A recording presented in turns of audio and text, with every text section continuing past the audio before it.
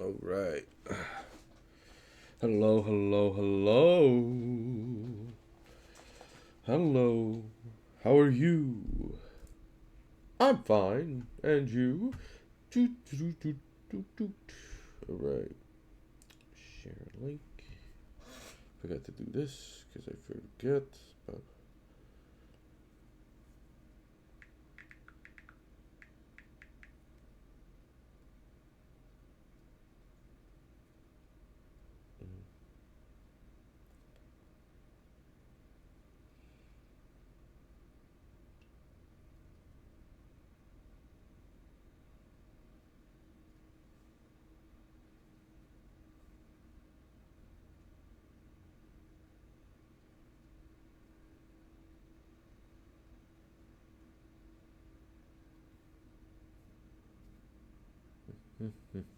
okay.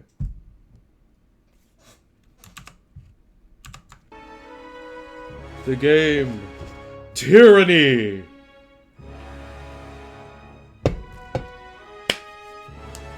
I'm excited to play this. I know we have a lot of other games that we need to play. Um,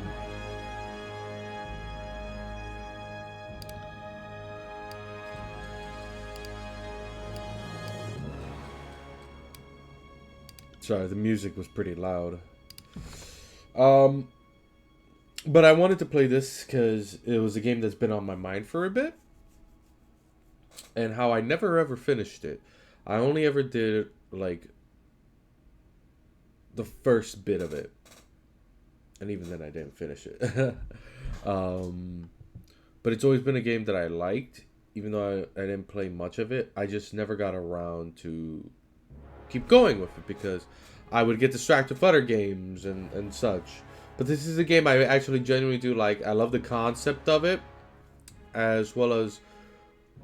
yeah, it's just a fun game where you are the bad guy. You are the baddie. You're the evil boy. You work for the overlord and everything, you know? And I always thought, you know what? That's a cool concept for a game. Let me be the bad guy for once. And not just be like, oh, you have good and bad choices. But I mean, like, a game where you play as the bad guy. You are just the villain. You know? And that I always like that concept. Like, the game Overlord is a good version of that, where like you are the bad guy, but your kind of moral choices are more just, are you like the crazy bad that just wants pure destruction, or are you more lawful bad, you know? But this has a same thing too, and that's what we're gonna do. So we're gonna do a new game. We're gonna do normal because I don't want to, you know, just go crazy. So we're just gonna do normal. Never doing Trial of Iron for me. So let's accept Tyranny.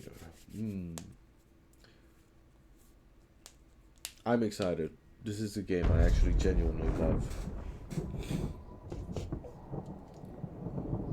For over 400 years, the armies of Kairos the Overlord have swept across the known world. All who stood against them fell before their might. Even the Archons, women and men of immense power, were forced to kneel, chained to the Overlord's will. Now Kairos' final conquest has come to our corner of the world, and two of the Overlord's armies compete for the honor of taking our lands. The elite disfavored, and the teeming horde of the Scarlet Chorus. The voices of Nerat, spy master and archon of secrets, guides the fierce and undisciplined masses of the Scarlet Chorus. With each battle, the Scarlet Chorus grows stronger, as the defeated are given a simple choice: serve or die. Graven Ash, Archon of War and the Overlord's most loyal general, leads the disfavored. Though small in number, Kairos' ironclad legion has never met true defeat in open battle. Okay. Watching over the two generals is Tunon, the Adjudicator. Archon of Justice, eldest of Kairos' minions. Tunon brings Kairos' laws to newly conquered lands, aided by the Fatebinders, judges and executioners of the Overlord's laws. You were among the youngest of the court of Fatebinders when Kairos' armies came to our lands.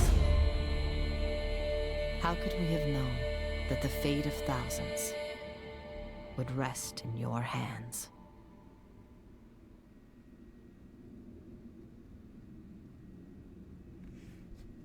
That was a pretty good opening.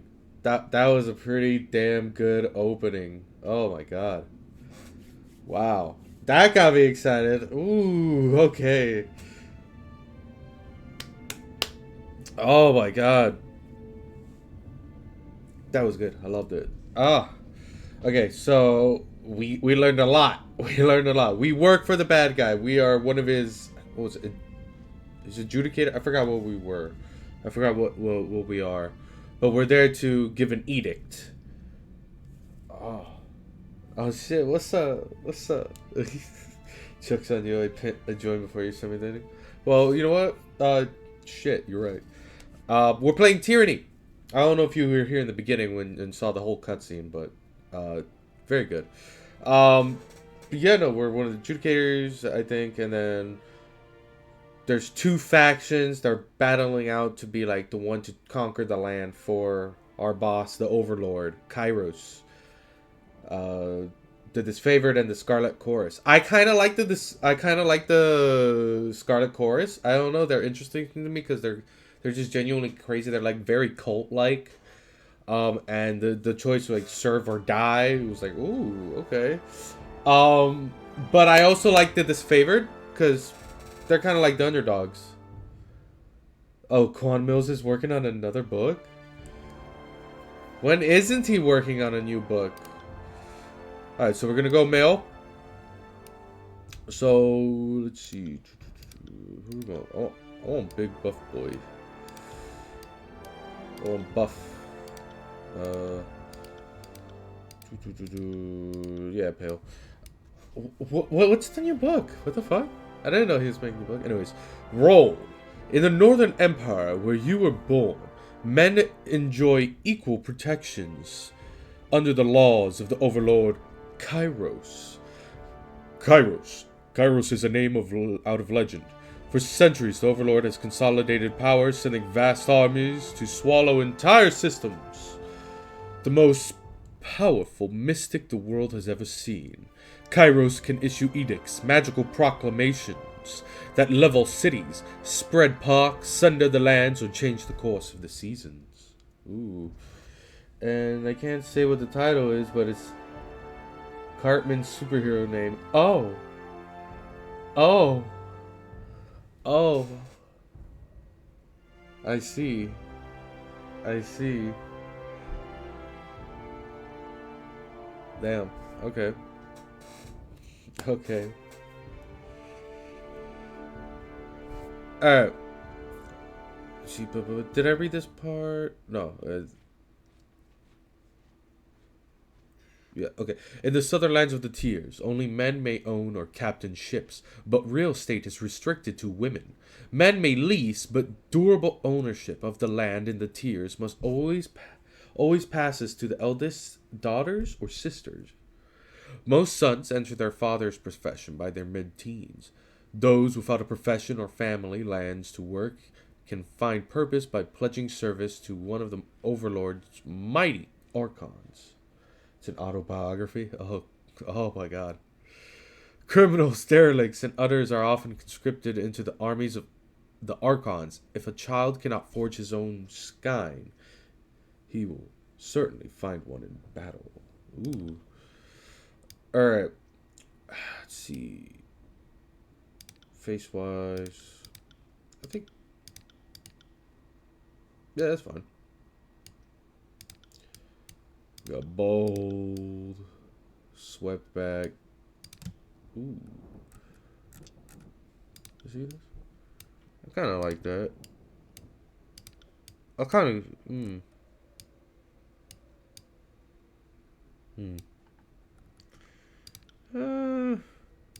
Yeah, I like that. Alright, what can we give him? Goatee. No. Actually, I kind of like that. Big mustache. Ooh, the handlebars. I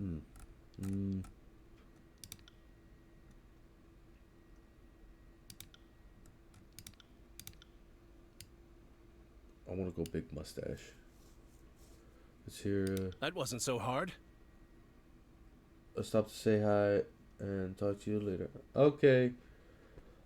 Talk to you later. Talk to you later. Let's see. I'm injured, tired. Let's rest. Right. Huh.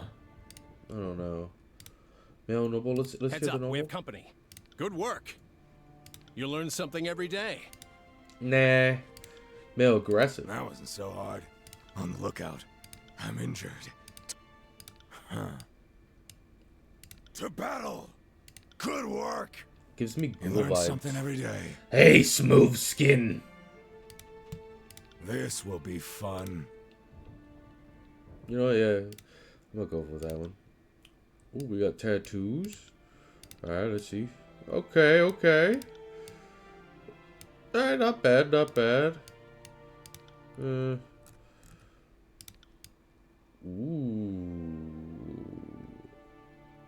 Okay. This one. Where is it? Where is it? Oh, it's on the hands. Nah. Nah. Nah. Nah. Ooh, wait. That could look nice. Snakes for the legs. No. Let me see. What was the... I kind of like this. But let's go with... Nice purple and blue. Or maybe like a darker purple? Or... Wait, we could put the green actually. Yeah! Wait, let's use this one. No, yeah, the green. Boom. So purple and green, but let's see. No, I kind of like that. Alright. Portrait.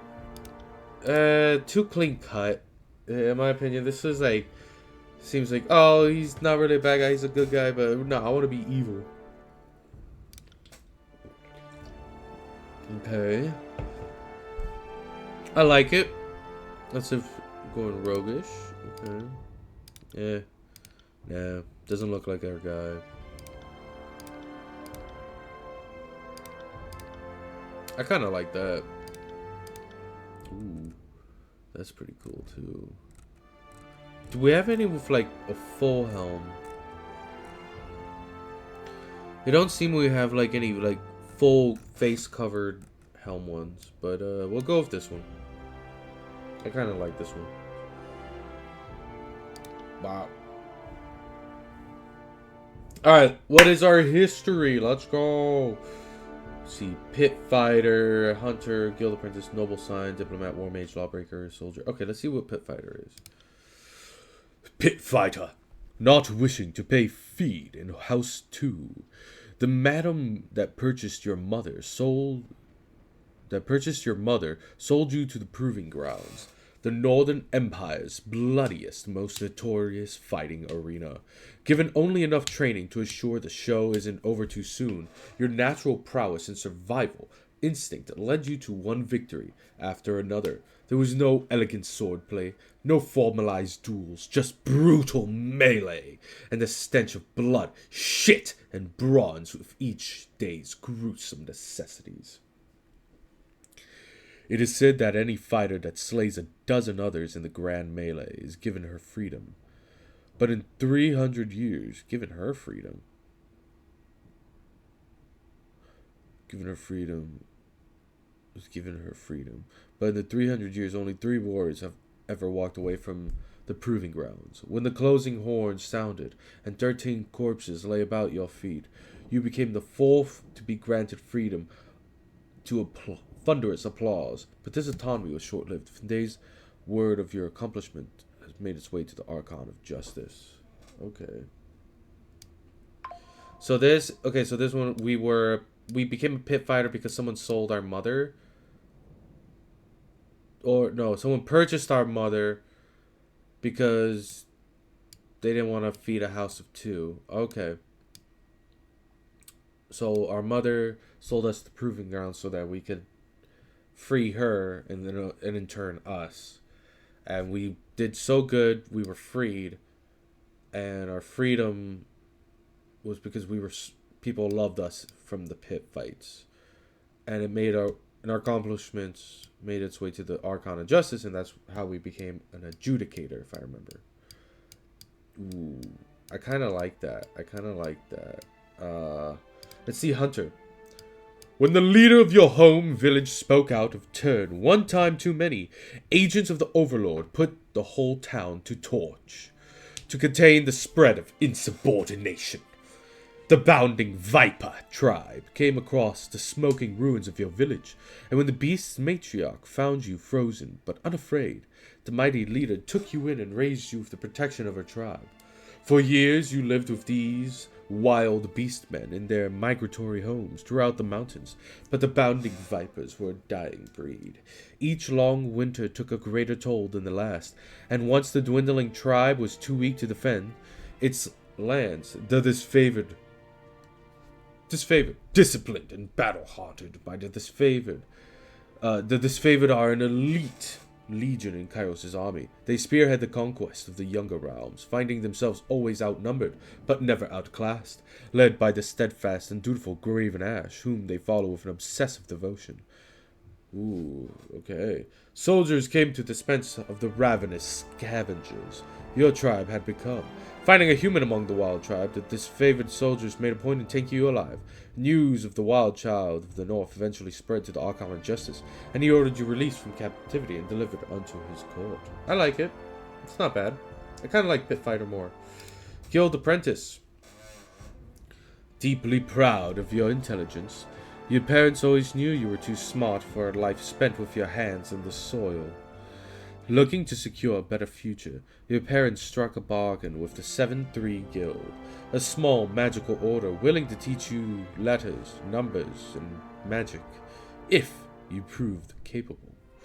For several years you learned much from the mages, mastering reading and writing faster than the rest, and eventually you learned the basics of mystic theory and spellcraft. Your magical studies came to an abrupt halt when the voices of Narat, Archon of Secrets, deemed the guild's peacetime distraction that must be disbanded for the upcoming war. Its mages assigned you to proper armies, while your peers went on to other guilds. Your mind was seen too valuable to be wasted on the armies. Instead, your life was claimed by Tunon, the Archon of Justice.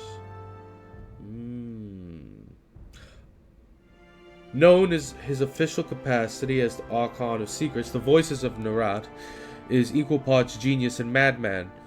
Rumors abound that he can steal the minds of others, though few, if any, are alive to confirm as much. The subjects of his interrogation are never heard from again. The Archon is able to recall the memories of his victims with startling accuracy. Ooh, okay, so Noble Scion. Born to noble parents, you were groomed for leadership. Your youth spent on letters, history, rhetoric, and other matters of culture and statecraft. Though you had wealth and creature comforts, you were expected to grow up quickly and bear the honor of shepherding others through prosperity and war. Okay, so we're just a rich boy. When your parents came under accusation of sedition, you were sent to the court of Tunon, Archon of Justice, to defend your family's actions. Your parents were found guilty. Their sentence, the dissolution of the treasonous estate. Eloquently pleading your own ignorance on your family's actions, you negotiated your most important deal yet. Immunity from the crimes of your family for the simple cost of swearing fealty to the Archon himself. Despite the unwilling induction, your education and savvy made you a valuable addition to the Archon's cadre of enforcers. And so long as you remained in good standing, your family just might be allowed to live. That's lame as fuck. Whoever picks Noble is lame. That's lame as fuck. Oh my god. Okay, soldier. Unable to settle the year's accounts with grain, your parents offered you as a tithe to the overlord instead.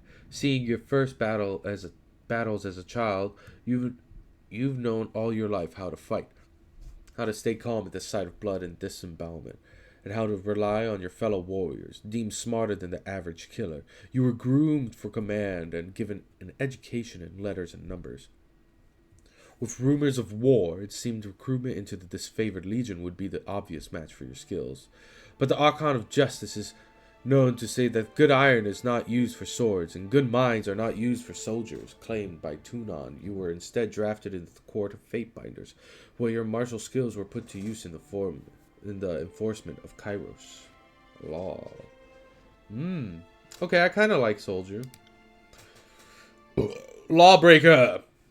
Accused of a crime you most certainly did commit, you stood before Tunon the Adjudicator, Archon of Justice, and argued your case with eloquence and conviction. Impressed by your logic, reason, and confidence, he found you guilty anyway.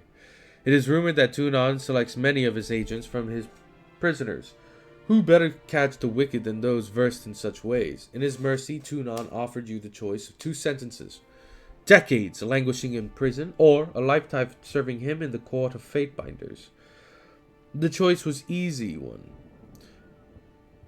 and instead of seeing the inside of cell, you were trained in letters and numbers, magic and war. The laws you once broke, you are now yours to interpret and enforce. That's interesting. Okay. War Mage. I don't care about War Mage. I'm not reading War Mage. Okay, I'm reading War Mage.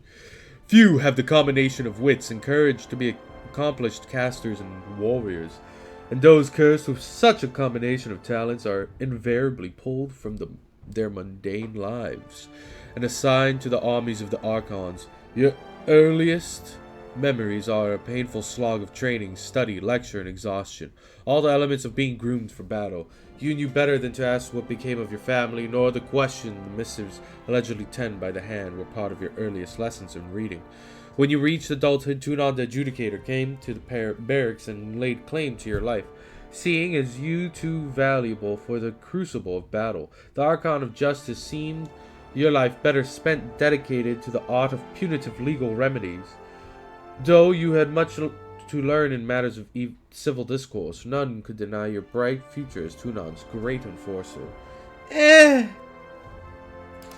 Diplomat.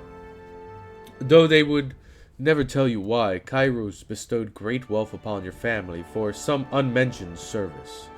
As your parents used this wealth to have you raised from home, your childhood was a nomadic tour of Tyrannus, with hired tutors and fleeting friendships. Where others had stability and routine, you had a worldly and varied education. A careless word in a far-flung city landed you in legal trouble, and you were taken by Tunon the Adjudicator and made to stand trial. Not only did you plead your innocence, but you turned the accusations around on the accuser for wasting the court's time, and the Archon of Justice concurred. Amused by your wit, wisdom, and adaptability, Tunon claimed you as his newest enforcer. Ooh.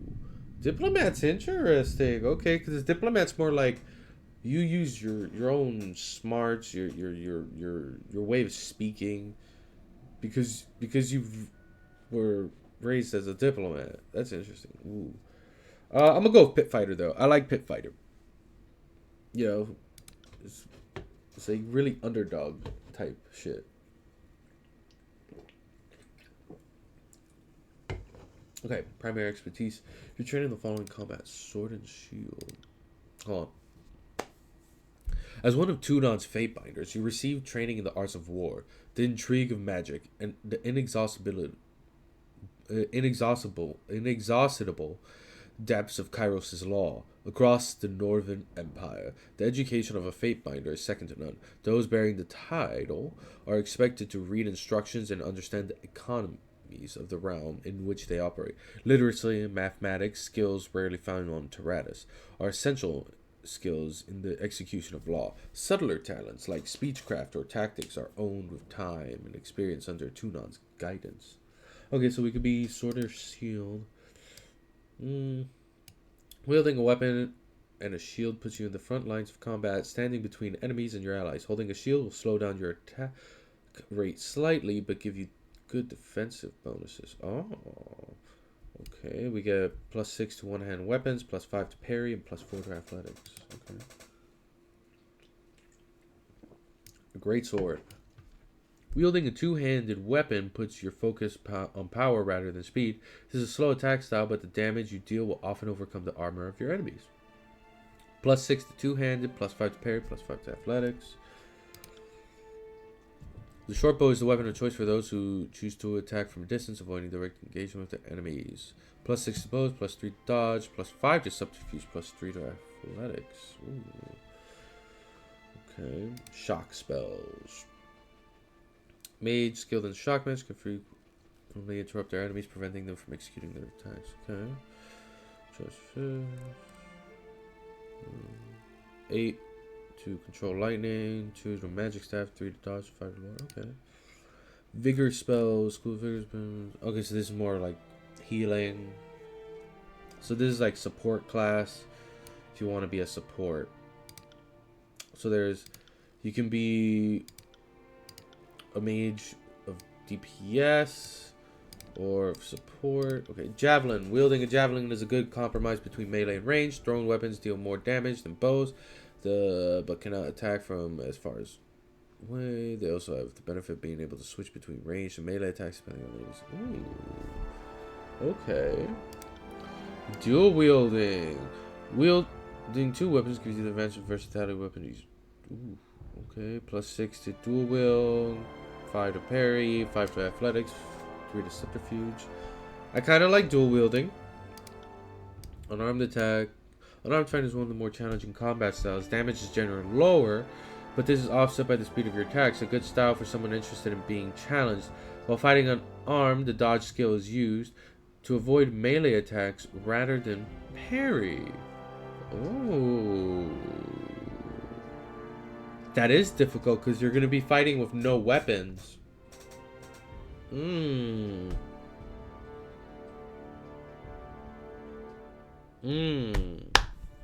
Okay. I kind of like it. I kind of want to try that. I'll be honest.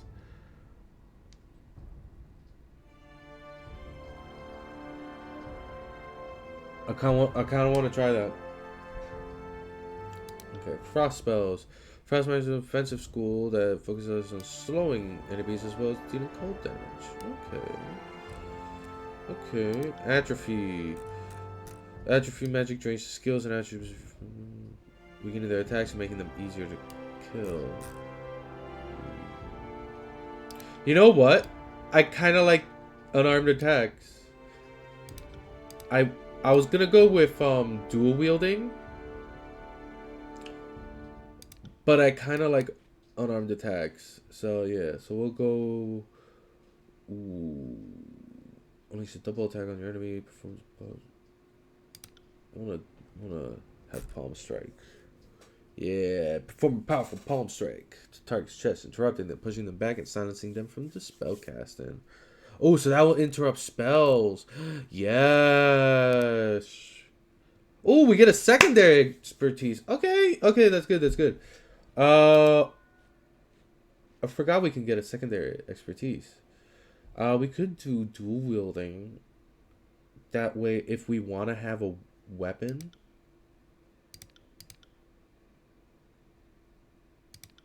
Yeah. That way, if we want to have a weapon, we could just go to the daggers. Or we could do short bow and just become ranged. Have a bit of range. But I feel like we could have a person who could be ranged also in the team. So yeah, you know what? Let's go dual wielding. And let's go with flurry of bows, because that was also a thing for unarmed attack, and that could also work with us when we're unarmed. So yeah, yes, because we also get +2 to athletics. All right, let's choose our banner. I know this is. It's been 30 minutes. It's been half an hour. We're still the created characters screen. But hey, this is important. This is important. Okay. So our banner. Oh, our character clothes. Oh shit. Okay. Let's do our character clothes. I kind of like having like purple. So I think maybe that purple, that green, that like our green, match the tattoos. You know, I like that. I'll fuck with it, but let me see something. Ooh, with the gold would be nice though. With the gold would be nice. Okay. And our banner is I kind of like that. That's good. Ooh. I kind of dig that. Ooh, bear claw. We could do the bear claw because we are bears. I like that. I like that. I mean, that's probably not a bear claw, but you know, I could always say it's like a bear claw. Oh, yeah. Let's go bear claw. Let's see.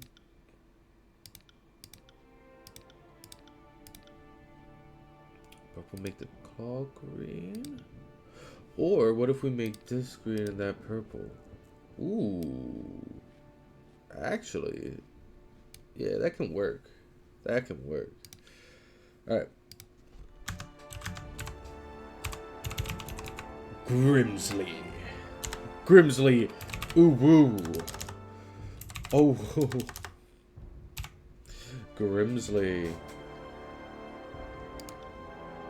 All right.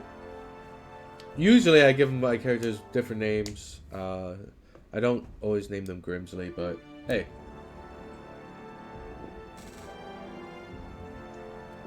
For this one I will. Okay. Hold on. I should probably get something to drink, but it's fine. Alright. So attributes. We have a bonus in this one starting for training. Okay. Okay. So let's put 2 in there. 1 in light. 1 there.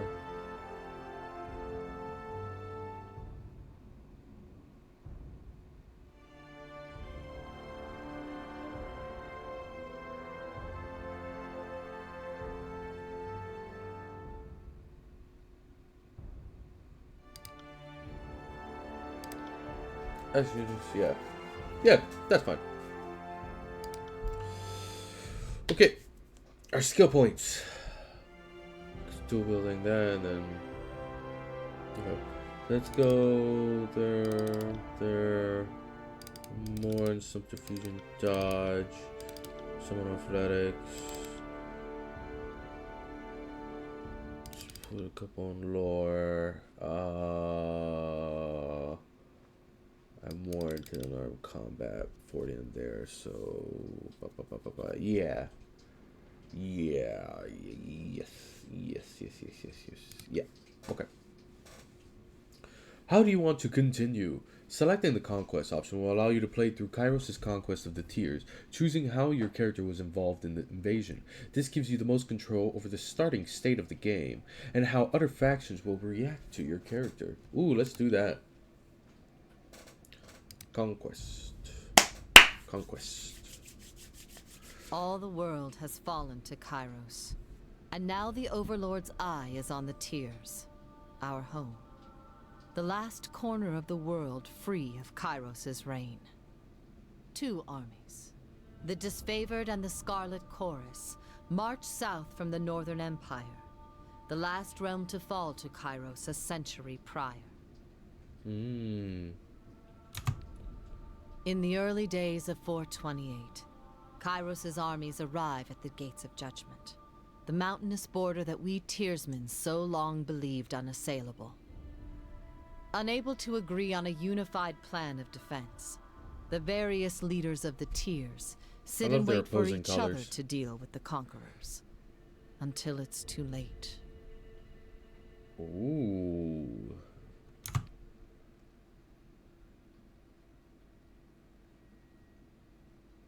Conquest. During the conquest, you will decide your character's actions during Kairos' invasion of the Tears, shaping the world to through which you will adventure over the course of the game. Each choice you make affects your character and how major factions of the Tears respond to you. Your decisions matter. Choose wisely. Ooh. 428 TR, year 1 of Kairos' conquest.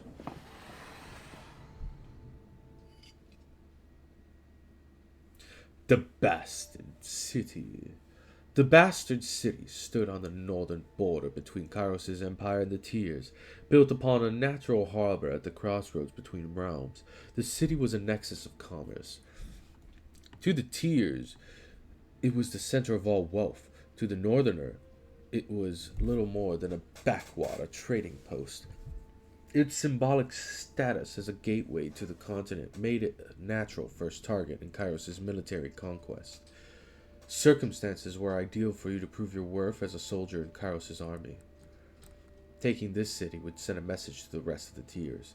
Kairos' will is insurmountable. Ooh, okay. So we have to do 3 things. Infiltrate the Tears. Both armies sent their forces to prepare. Gates of Judgment in the first major engagement in the mountain. Okay, so let's do Infiltrate the Tears. History would remember the Gates of Judgment as the first battle of the conquest. But the real combat unfolded with advanced units of both armies preparing for the coming war. The Disfavored and the Scarlet Corps each had a plan to infiltrate the capital city. Which army did you join? So for the Disfavored, you lent your skills to the elite Disfavored scouts. To capture a border garrison, Graven Ash insisted that an early victory in the offensive would boost the morale of his troops and diminish the haughty overconfidence of the Southerners. The Scarlet Chorus. You joined the Scarlet Chorus as they raided villages and small towns, conscripting every able-bodied man and woman into the army. The voices of Narat emphasized the rewards of conscription and enslavement over wanton bloodshed. Apparently, his soldiers needed the reminder. Okay, so for the Scarlet Corps, I've noticed that because they are the bigger army compared to the Disfavored, because they have so many numbers, they always get more numbers every time. Because their thing is, you will serve us or you will die. Their thing is they're conscripting. Well, it's harder to get in with the Disfavored because the Disfavored don't really leave like survivors in a way. So since the Scarlet Corps always has people, ooh, okay, they have more people that can die. Ooh, okay. I'm gonna say Disfavored because I kind of agree with Graven Ash here. An early victory can help boost their morale, and yeah. The Oathbound scouts identified a modest border defense and collaborated on an organized attack that would leave the enemy uncoordinated and cut off from aid. You oversaw the preparations and offered your opinions on the strategy. When the clashing of the swords and spears fell to silence, followed by the cheering of Disfavored scouts, you were least surprised. Okay. Inside agent. You found an ally within the city to prepare the way for the approaching armies. Containing the Bastard City's residents' fire mages threatened the first leg of the conquest. Kairos' force put them. Ooh. Your fierce opponent in the Bastard City were the mages of the School of Wild Wrath, too barbaric to use their power responsibly. The unbridled practitioners needed to be stopped. How did you trick the hot-tempered mages into their undoing? You lured the hot-headed mages to an ambush where a legion of Disfavored waited to spring the trap. The soldiers were hungry for a chance to subdue the arcane branch of Tyr's resistance. You tricked the guild elders into meeting with the voices of Narat, Archon of Secrets. The Archon was notorious for his cruel and mysterious interrogation techniques. The Majors were never seen again. Ooh. I can't want to go with that, yeah. There were few who could describe what horrors of the Archon of Secrets visited upon his enemies during the conquest. Whether the elder mages knew little of the Archon's reputation or met with him out of curiosity didn't matter. Once the flap of the Archon's tent closed, none of them were heard from again, save for a strangled cry of alarm that ended with just as swiftly. Leaderless, the school of Wildwrath fell into disorder, and their remaining members were slain by disfavored or conscripted into the Scarlet Corps. Ooh.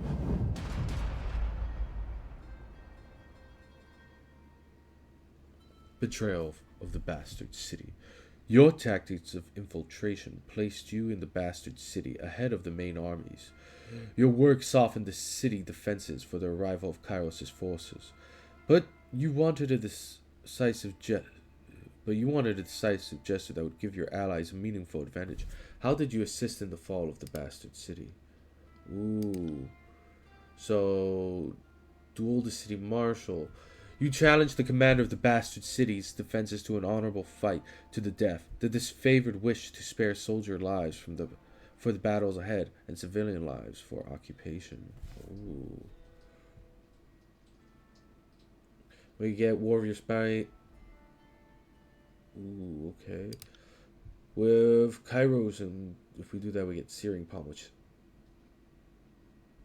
that's nice. Spreading the word of Kairos, you converted the poor and disaffected into a hidden army of the Scarlet Corps. Once thus settled, the army wished to bolster their troops with these sleeper cells. Ooh, interesting. And then this one is for spread fear through accession. Keeping to the shadows, you eliminated the leaders of the Bastard City one by one. Ooh. I kind of want to go with Scarlet Corps here. Didn't take much to convince the Bastard City's downtrodden that Kairos was the superior power.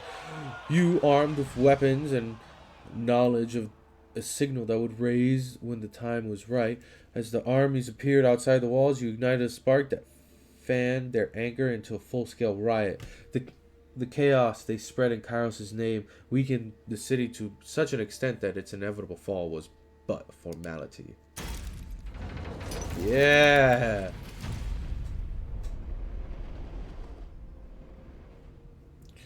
Okay, so we can do one of these, Lefaine's Crossing or Apex. The Bastard City settled into a new state of normalcy, with every tower displaying Kairos' banner. Your name was whispered alongside rumors of a decorated career to come. The armies divided into two fronts and migrated south. Tunon sent word that you were to join the next frontier of Kairos' conquest, either as a judge and overseer of the settlement of Lefaine's Crossing, or as a war advisor with the armies advancing into the realm of Apex. Ooh. The Pirates of Iron made the settlement of Lefaine's Crossing a strategic war asset. Kairos has sent a forge-bound smith mages. Okay. The Troopers of the Mountain Realm stood idle in the safety of the valley, biding their time as the neighbors filled in the second year. Ooh. Let's go to Lefaine's Crossing.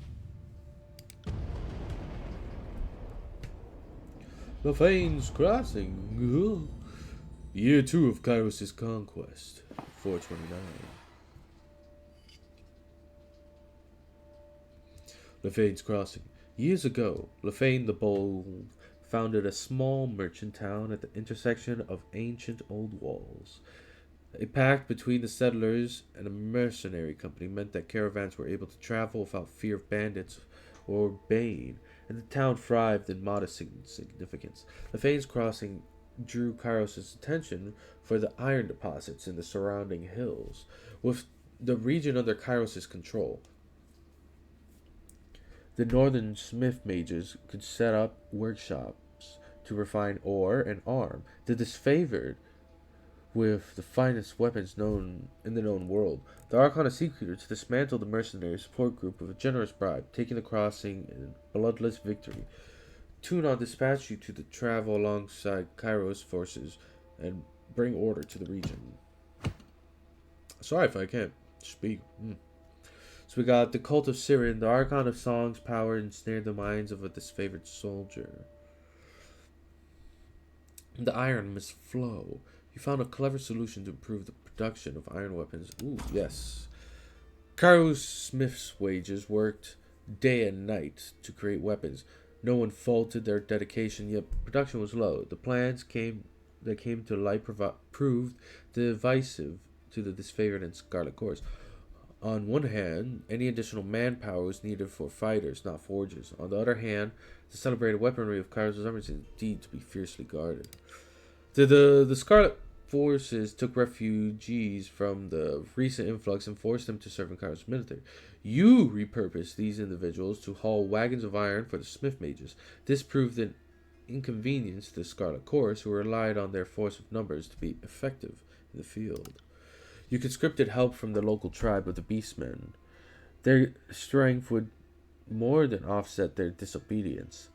The disfavored protested that savages have access to the secrets of iron, but their voices were few compared to the support of the Scarlet Corps. I like this one. Let's go with this favorite here. The population of Flayfane's Crossing had swelled from the emptying of lands destroyed by Carlos' army. Although the Scarlet Corps fought to keep the refugees under their control, the need for production could not wait.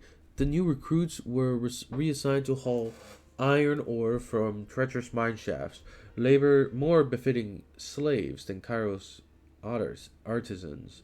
Though the disfavored grew stronger with the advantage of more weapons, the Scarlet Corps diminished as their ranks found themselves with one less opportunity for growth. So let's go. Pick of the Armory or Guardian's Due. Tensions rose as disfavored and Scarlet Corps soldiers rubbed elbows with mercenaries hired to guard forges. Ooh. As the forges improved production, both armies demanded preferential treatment. Since you aided the production of weapons, commanders of both armies lobbied for additional arms. They offered all manners of bribes to be next in line for a fitting session with the masters of the forge. How did you state the loss for them? You let the disfavored have the iron, keeping the best tools in the hands of the elite. The Scarlet Corps saw the slight as an obvious display of preferential treatment. You gave iron arms to the Scarlet Corps commanders, knowing they pay very well for any killing tool. Weaponry of such acclaim was typically reserved for the highest disfavored officers, but you were open to changing tradition under the circumstances. You allowed no change to the orderly suspension of iron and punished those who tried to bribe you twice. Okay. I'm going with disfavored here. Passing out iron to even the hardiest Scarlet Corps gang boss would have been a waste of resources. Most of them couldn't wield arms more complicated than a pitchfork, and their chances of surviving a fortnight were suspect. The disfavored, by contrast, knew how to use and respect a capable weapon to its grandest potential. Perhaps more importantly, the disfavored remember their friends when a time of need arises, and their loyalty runs as deep as any vein of iron ore. Who controlled the crossing? Tragedy struck when a mercenary hired by the voices of Narat injured a forge-bound artisan, leaving him unable to practice his craft. Tunon ordered the mercenaries to leave the city in the hands of Kairos' more responsible servants. Only a token garrison could be left behind while the armies returned to the front. As the disfavored and Scarlet Corps showed increasing tension and hostility toward each other, Tunon decreed its best that only one force control the crossing. Ooh. You granted control of Levine's crossing to disfavored, or granted control to Scarlet Corps. I'm gonna grant to this disfavored. Ooh. The disfavored placed a modest garrison in the settlement of Levine's crossing. Though the force was larger than might be needed to police the small settlement, protecting the forge-bound ironsmiths became the true agenda of the defense force, as these magical craftsmen kept the disfavored invasion suited in iron. Relieved at the departure of the Scarlet Corps, the citizens of Levine's crossing felt they got the least of two burdens. You received word from Graven Ash thanking you for your decision. The forge-bound and their weaponry could not be entrusted to the voices of Narat. Ooh. Okay, so that's for the disfavor. Okay, next. With the mercenaries expelled from Lefane's Crossing under new leadership, Kairos' forces congratulated themselves on bringing order to the settlement and guaranteeing a production flow of resources. Over the course of this diversion, the army front advanced further into the tiers. Your skills were needed in the realms of Azure, Stalwart, or the Vellum Citadel. It's easily defended position, a rich military tradition. The realm of Stalwart was most prominent. Ooh. Kairos' conqueror engaged fell upon Vellum Citadel. Treasures, knowledge, its secrets. Ooh.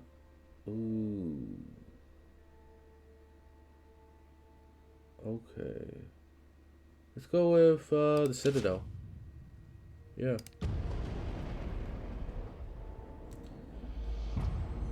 Year 3 of Kairos conquest.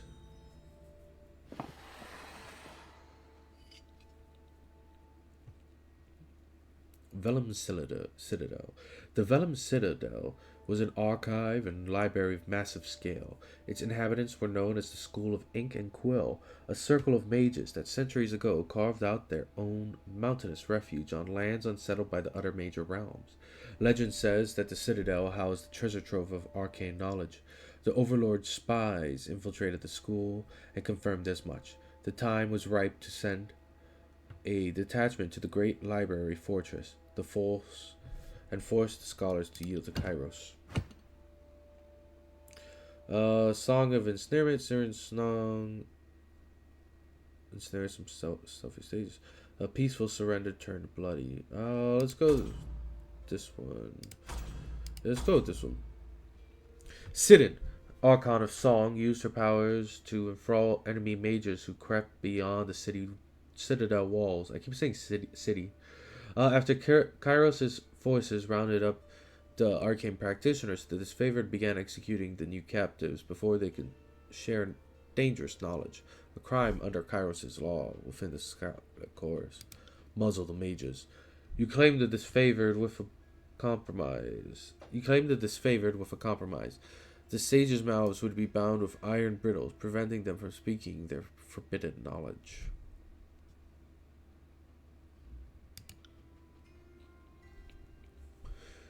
You punish the disfavored for executing mages bound to the Scarlet Chorus, ordering that several disfavored soldiers be given to the Archon of Song as her personal bodyguards. Ooh.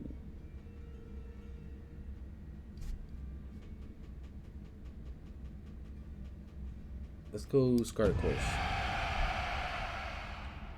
The wisdom of the sages and the knowledge of the Vellum Citadel were too important to silence. The disfavored balked at entering the Archon's service, but your ruling left them no recourse. Archon seemed delighted in having new toys to play with, and promptly enthralled her personal guard. You spotted them in camp days later, following their new mistress with wide-eyed devotion.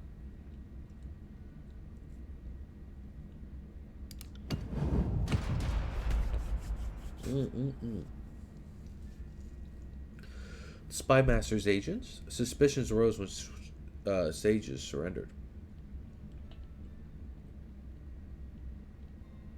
Ooh.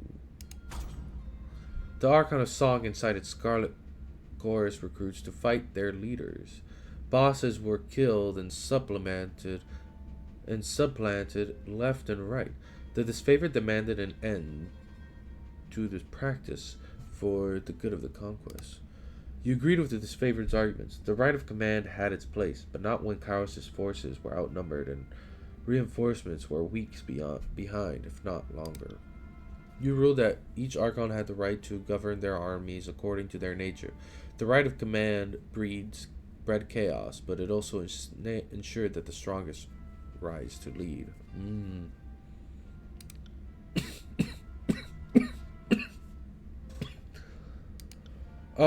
Here let's do. I mean, yeah. They had the right to govern their armies according to their nature.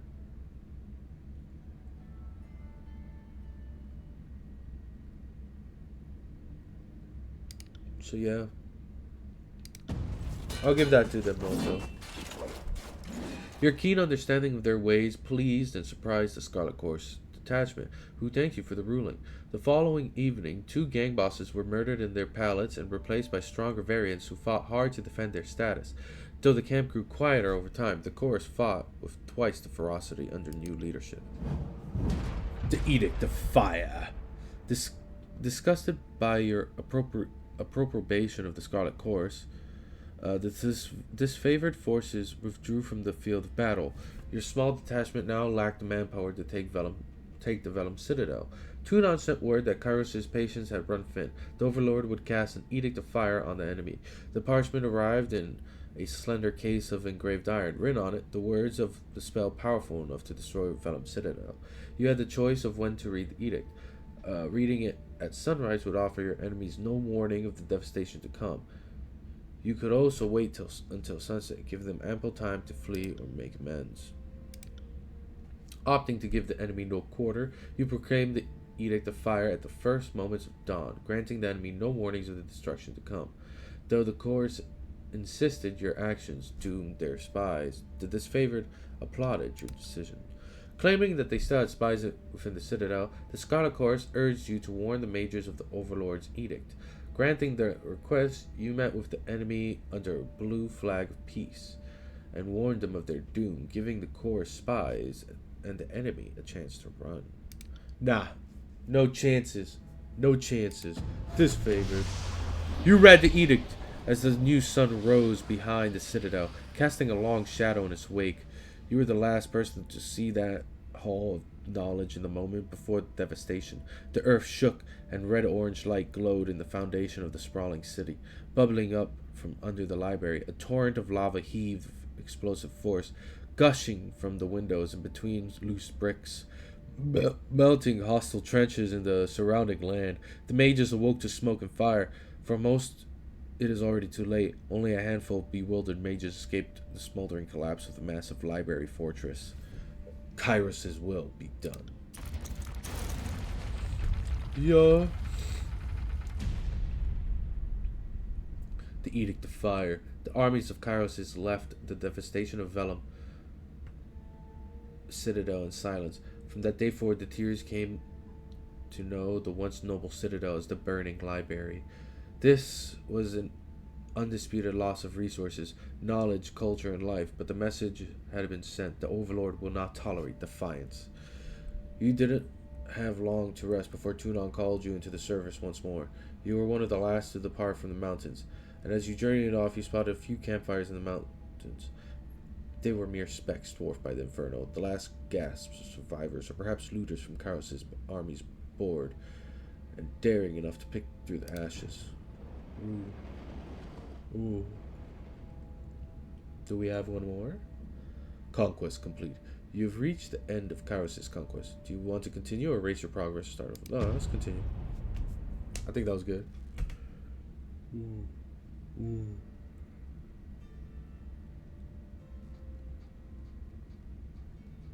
Now we get to the actual game. The year is 431, and Kairos' invasion has shattered all major opposition in the tiers. The Younger Realms, the Bastard Tier, the Free Cities. All who defied Kairos lay broken by battle, or bowed in surrender. The two armies of the Overlord, the Disfavored and the Scarlet Chorus, now control our lands. Damn. But our will is not yet extinguished. Not entirely. In the Valley of Vendrian's Well, those of us unwilling to bow to Kairos have banded together in defiance. Violating an oath of surrender from 2 years prior, we have staged a bloody uprising, murdering the Disfavored and Scarlet Chorus garrison in a midnight assault. With their main forces spread across the tiers, the Disfavored and Scarlet Chorus redeploy to Vendrian's Well to crush the resistance. But months pass with no definitive battle. As disagreement and discord paralyze the Archons, we bide our time and wait for our message of insurrection to spread across the tiers. The Overlord is not amused. And Kairos has one message for the Archons. Crush the Oathbreakers, or die. Kairos backs this threat with an edict. A magical commandment that can slay all in the valley should the order be ignored.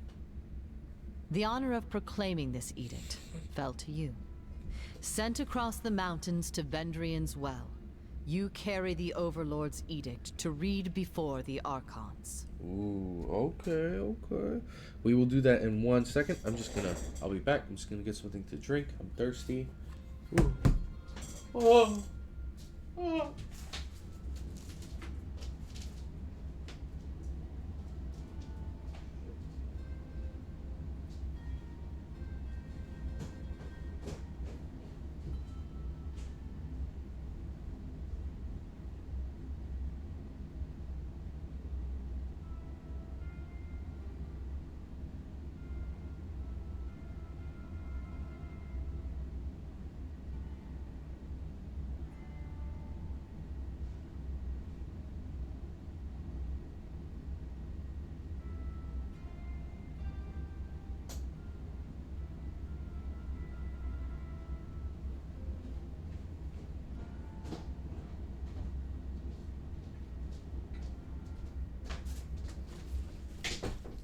Alright.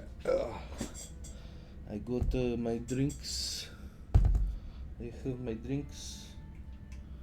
They're very good. It's I'm not gonna tell you what they are. Alright. Oh my god, I'm back. I am back. As you finally make your way through the winding mountain passes into the valley, the ground trembles, and Kairos' magic seals the way behind you.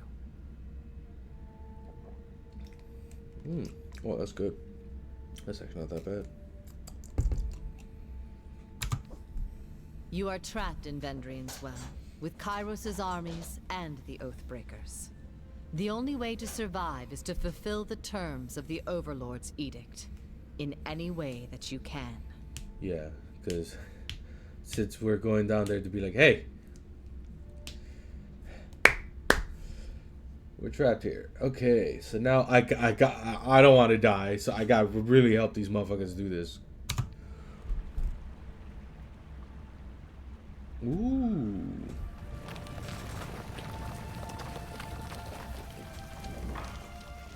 Paid by Nick Grimsley, I presume. We've been expecting you.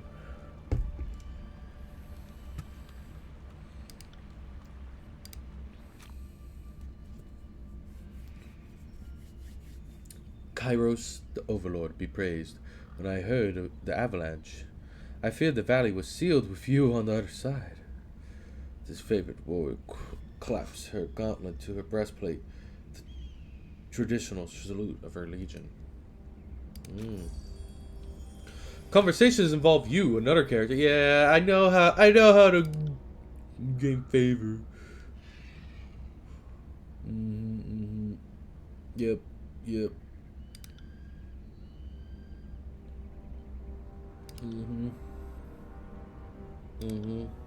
Okay. Thanks.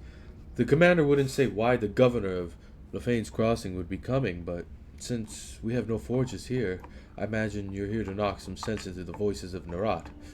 She catches herself clearing her throat's mouth. I mean, mediate with the Archons, so that we might agree on a plan to wipe out these Oathbreakers.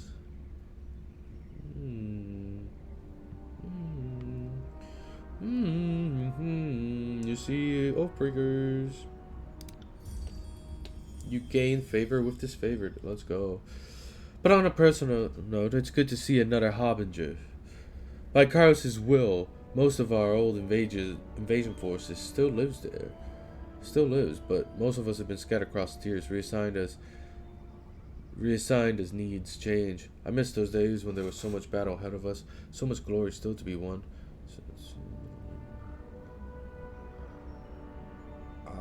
Yes. But I know the Archons are expecting you. Don't let me wax nostalgically about the old days.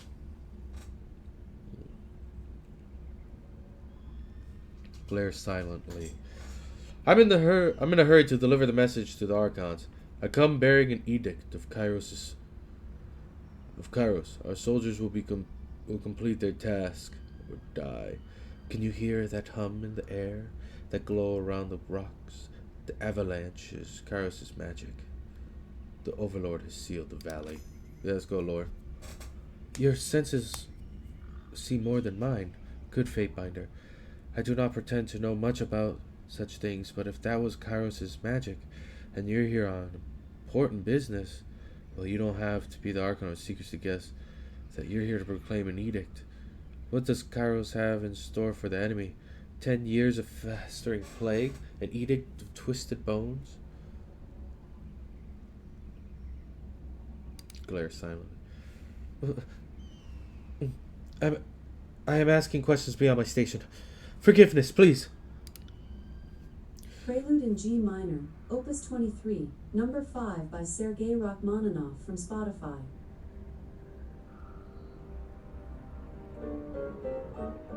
Alexa, stop. What the fuck? That was weird. What? Okay. Well, you traveled a long way. I won't keep you further. I'm sure the Archons will want to hear from you at... Her voice falls silent, her attention eastward with alarm. Did you hear that? More runners, third time this week. Oathbreakers keep trying to send messengers through the mountains to gather help from the outside valley. She points over the collapsed path which you arrived. But they're a bit too late for that now. Come, let's show these Oathbreakers a good fight. Ooh. Alright, hold on.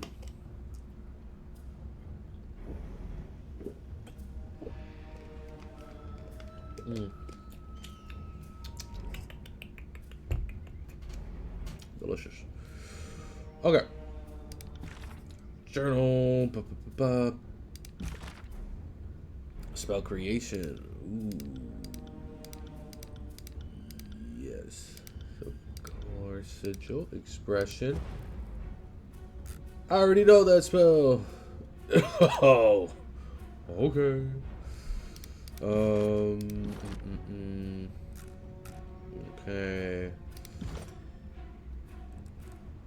Okay.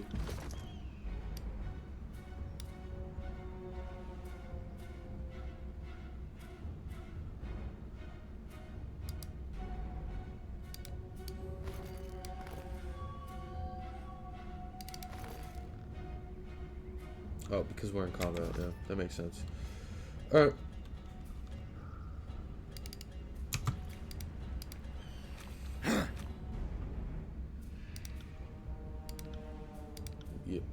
Yep. Okay, what do we want to do? Let's just do...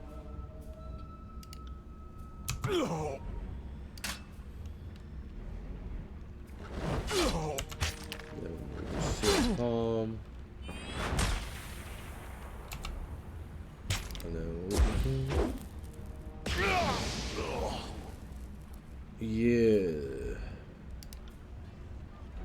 Boy. Do we get any tacticals? Oh, hey look, our reputation stuff. Okay, I have some pretty good favor with the disfavored. Disfavored scouts praise your infiltration, blah blah blah. Okay. Vendrian guard.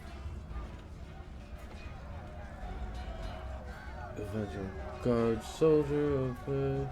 Graven Ash. Disfavored. Okay. Cool.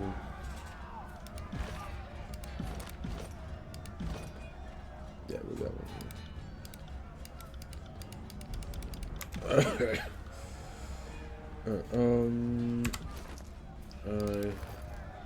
There we go.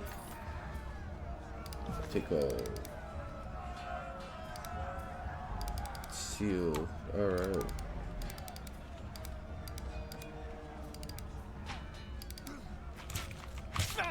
The avalanche just blocked us. I think you could fit through the hole? Let me see. Squeeze through the grab. Wedge yourself between the rocks and squeeze through as quickly as possible. Move boulder. Press the weight against boulder directly in your path until it starts moving. Man, I'll just move this bitch.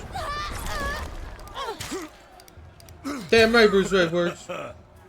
For the Queen! Trouble is afoot. I got it.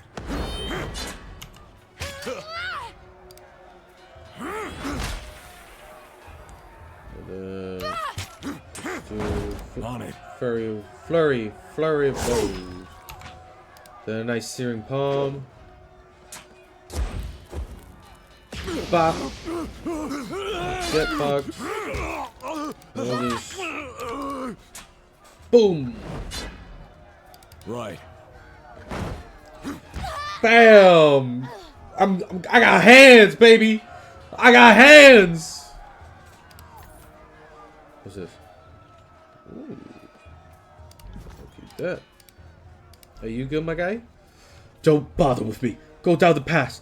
Dress this. The soldier clutches his gut and winces. You can see a hint of entrails between his fingers. You're wounded, and this is not trivial. He laughs through clenched teeth. 'Tis but a scratch. I've seen twice as worse 10 times over. Doubles over. If you let me help. I said I'm fine. The soldier moans and shakes his head. Graven Ash protects. You go on and help others. Oh, okay. Hey man, I could have helped you, but alright, dog.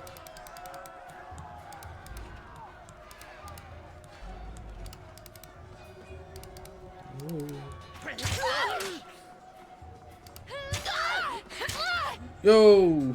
Try and catch me, worm. A young scarlet fury weaves around the Vendrian guard attackers, avoiding their weapons with fluid grace. She nods to acknowledge you.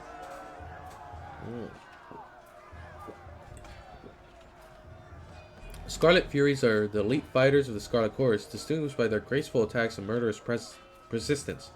Better armed and trained than most Chorus conscripts, the Furies are found among the vanguard of battle. Their brutal displays of skills inspiring bloodlust in the masses and fear in the enemy. A breathless enemy soldier passes a glance to her countryman. This one's crazy! Too much lead in the water! We should cut our losses and turn back! Fate finder. Here at last. Care to join me in putting these cowards out of their misery? Save something for me! For the problem of Apex, charge! The Vendrian Guard level their weapons in advance. Trouble is afoot. Let's see what falls out of you.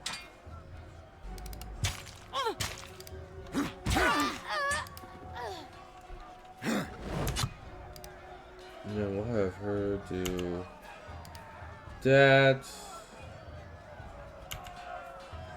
Yeah. Him do Fury Blow.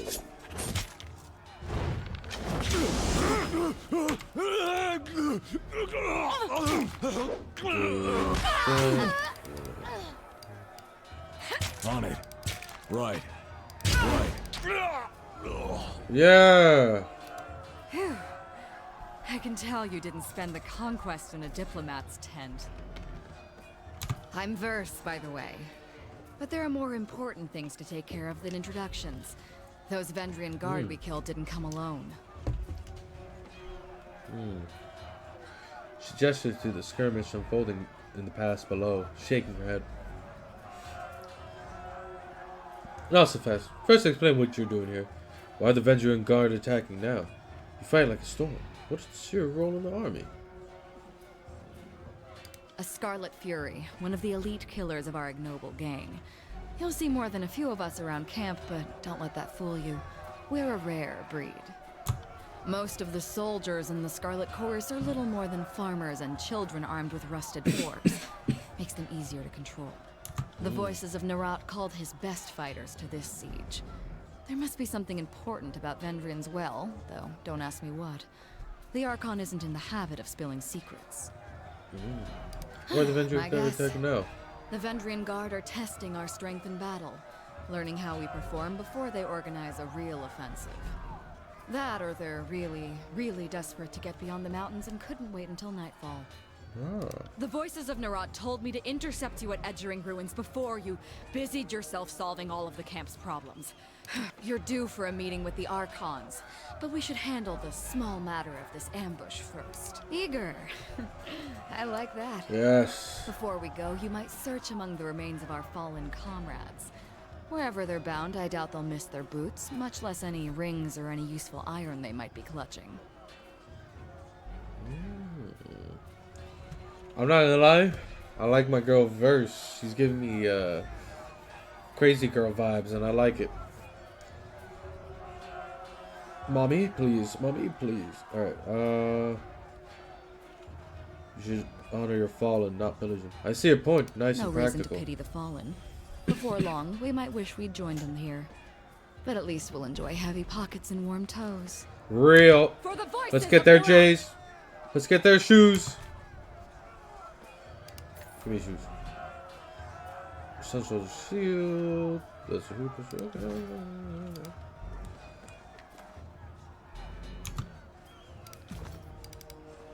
Okay.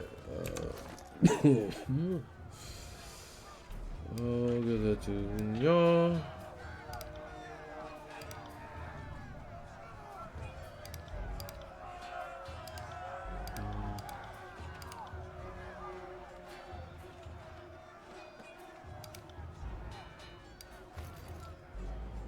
Oh, oh, oh, oh, oh.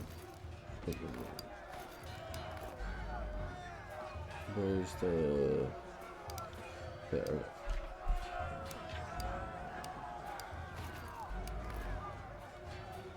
Go.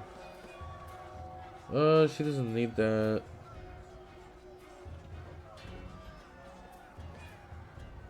No.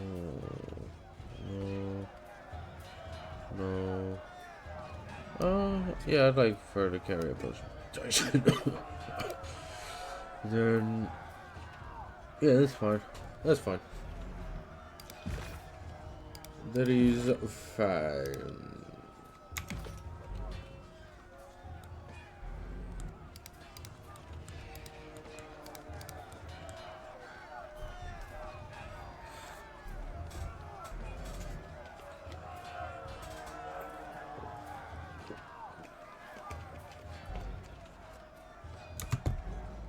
Stand aside or your funeral will be over the side of the bluff. I applaud your bravery, but I implore you to end this foolishness and lay down your arms. There's no escape, and for Oathbreakers, no surrender. Then we'll settle this with bronze. These fools don't know when to stop. I like that. Charge! Scarlet Course reinforcements. Hurry!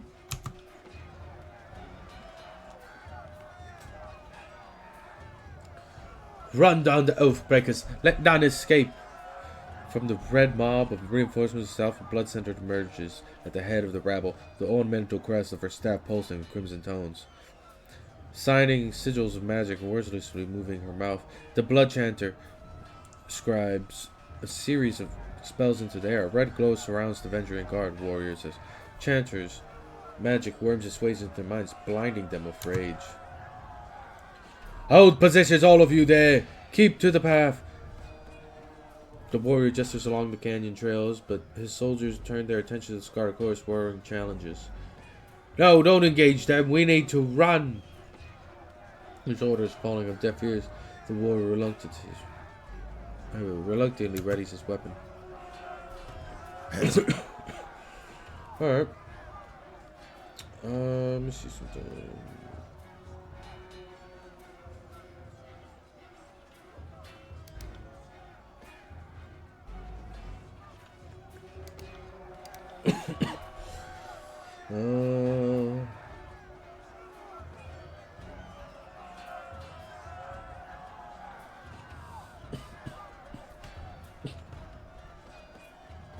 Okay. Start with this.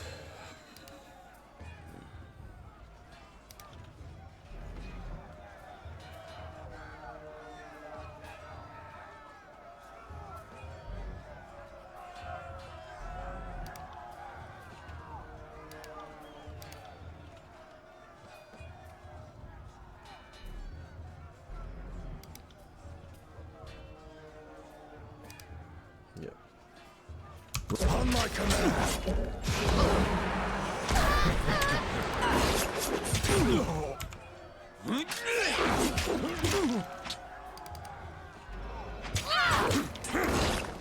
I got it.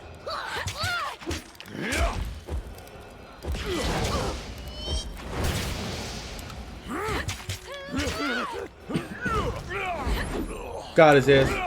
Get his ass. Ooh, ooh, ooh, 2 attack. Damn thing couldn't pierce cloth. Will do. Will do. Right. I got it. Interrupt his attack. Pop. Yeah.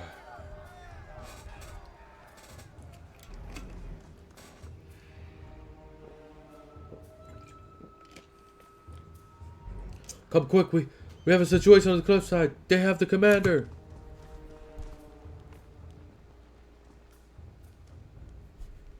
Uh-oh. The commander. I got it.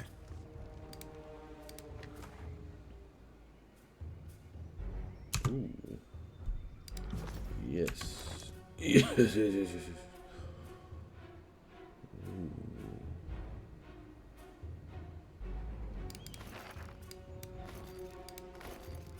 Yeah. Oh. Oh, that looks sick.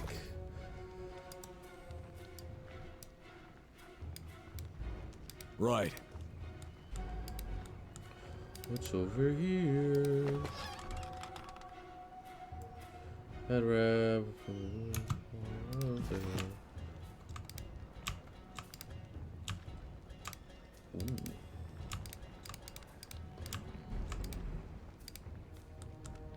Okay, okay, okay. Got red. Just got core stuff. Oh. That was one of the original icon of this favorite race from memory. For 100 years, his favorite.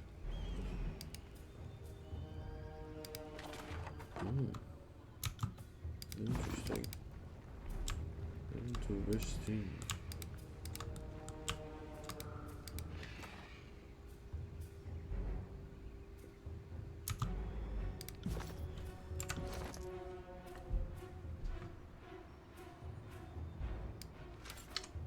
I'll take more armor, actually. Yeah.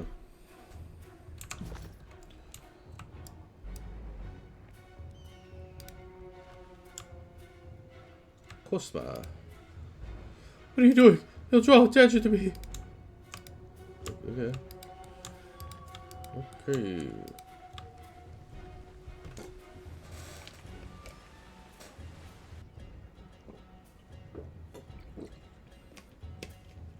Stow your weapons, or we find out how long a man screams before hitting the ravine down below.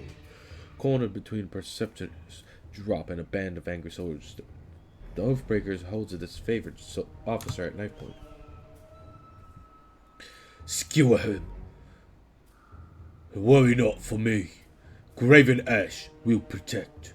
This favorite officer winces, blood seeping from the screams of his braces and curious. You heard the man. He plainly invited you to use that little blade of yours.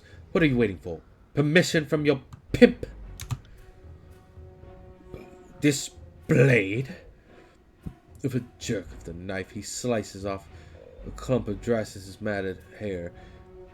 If you're so eager to see your ally dead, just step closer. Release the prisoner, and you might know the inside of his cell. Lower your weapon, then charge forward and wrest the knife from him. We have to help Drestus. You heard Drestus. Let him die. Let's go.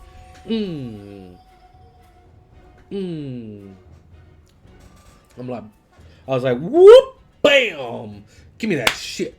The oven cracks a wide smile as you lower your weapon. That's right. Now the rest of you, drop those weapons. With his attention on the other warriors, you dash forward. He reaches out with his dagger to slash Drastus, but your hand is already on his wrist. With wrenching twist, you mangle his hand, dropping the dagger harmlessly to the ground. Ah, shit. Fuck, man, that hurts. God. To this favored warriors rush from either side of you. Tyrell barely manages to strain grasp before being hacked and impaled on their swords and spears. Yeah, yeah. That's what happens. That's what happens. Kairos be praised. That Oathbreaker fought with the rage of Cairn himself, dressed his slides a trembling hand along the cut on his neck. Thank you, Fatebinder. I thought today was my last. From the look of it, I guess they thought if they swarmed the pass, maybe one might make it out. We found a few scraps of parchment on bodies. Justice holds out a handful of crumpled parchments for your inspection. A student of letters such as yourself should be able to make sense of this. Literacy is rare in the Northern Empire, where the disfavored are born and trained. Time spent reading and writing is, after all, time not spent sparring and readying one's body and mind for battle. I have no time for this. I should be on my way to see the Archons. All that training in Graven Ash doesn't teach you to read. Examine the parchment. Repeating the same messages in different written scripts, the parchments explain the Vendrian Guard's desire to overthrow Kyrus' Archons and rout their enemies from the tiers. The pages aren't addressed to any specific reader, but rather openly invites all who remain loyal to the younger realms to gather at Vendrian's wall. Recruitment material. They're trying to bring more traitors to the fight. Well, from the look of it, we've kept them from slipping out of the valley. Whatever they hope to accomplish, I think their plan died here. The Archons are expecting you. When you're ready, leave by the gate to the southeast and follow the trails down slope for a few hours. You'll see the campfires leagues away. Can't miss it. Okay. Yep. Ooh, what we got here? Ooh. Gain haste. Grain. Scroll this in. Okay. Hold on. Gain haste. I want haste. Boop, bop, bop, bop. Yup. So now we got little bangles too. Hell yeah. We bangling. Yo. Fatebinder. We are honored by your presence. Need something? What's this situation here? The Oathbreakers hold the citadel at the heart of the valley, the one built around the base of the spire. The Matani River has been our largest headache during the siege. It's unsafe for armored troops to ford, save for key locations, and the enemy knows this as well as we do. I know we'd be a lot farther along if the Scarlet Chorus used its alleged strength in numbers to ford the river themselves and overwhelm the enemy, or looks at verse with a disapproving air. As it is, we must take the valley slowly and advance, but the disfavored bulwark, since that's where the real work gets done. Because all it takes is numbers to cross a river under a hail of arrows. If the disfavored were quicker to act, maybe the Vendrian Guard won't be so trained up to face us. Ooh, I don't have enough lore. But, slow events will win out. You've gained favor with this favored, you've gained fear with verse. Without question, patience and determination will deliver these tearsmen to us in chains. How long have you been with the disfavored? 7 years. 2 seasons, mayhap a handful of days. I trained for resolution a bit before the conquest, compared to the commanders you find around camp or stationed at Ironhearth. That makes me one of the young bloods. This has been a long and grueling campaign, but the end is in sight. We'll soon have the Oathbreakers back under control. Then we can rest, retrain, and even cycle out troops so we can see our families again. We'll continue telling you the Vendrian Guard. They're the last gasp of the younger realms. Among them are warriors that escaped the bastard city siege, a few refugees from utter victories, and a bunch of Vendrian locals with delusions of independence. These southern wastrels cannot match our iron nor the chorus members. What on Tyranny gave them the nerve to rise up and ask for a second helping of battle is anyone's guess. Seen anything interesting during the war? I once saw a forge-bound artisan set himself on fire. Occupational hazard. That was an unpleasant day, the first of many, to be honest. I heard about the edict you proclaimed, the burning library, but thankfully, I wasn't there. One fire is enough for me. Carry on. Have a pleasant siege, Fate Binder. Sorry, can't. Sorry, cat. Oh. The Archon demands all the prisoners given a chance to serve the course. These lying Hoshans had the chance long ago. I say kill him. What the fuck? Hey. The prisoner says his name's Tarkus Deimos. Drastus lets out a long sigh. Then I don't think this is a complicated matter. He dies. His family's been a driving force in the Vendrian Guard. Killing him should demoralize whatever's left of the Tarkus clan. All must be given a chance to find absolution in service to the Scarlet Course. The mage points a finger at his favorite son, and you know full well this has always been our way. He has a chance to be a slave or soldier. Only then do we feed him to the pigs. We'd let you take prisoners, but you can't control them. You send these conscripts out on patrol and they never return, defecting all over again. I can't let this nonsense strategy continue. Well, I insist this Oathbreaker be taken to the voices in Arat, leaving us at an impasse. Fortunately, we have a fate binder here to settle the matter for us. The Chanter turns to you, an expectant smile creeping across her face. So, what say you? What should become of this prisoner? Execute the Oathbreaker. One chance to surrender is enough. The Corps should be allowed its chance to recruit new warriors. I say execute them. You gain wrath with Scarlet Course, you gain favor with disfavored.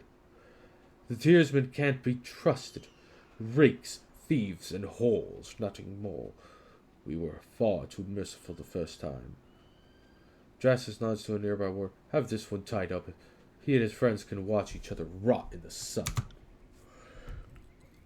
I won't keep you here any longer, Fatebinder.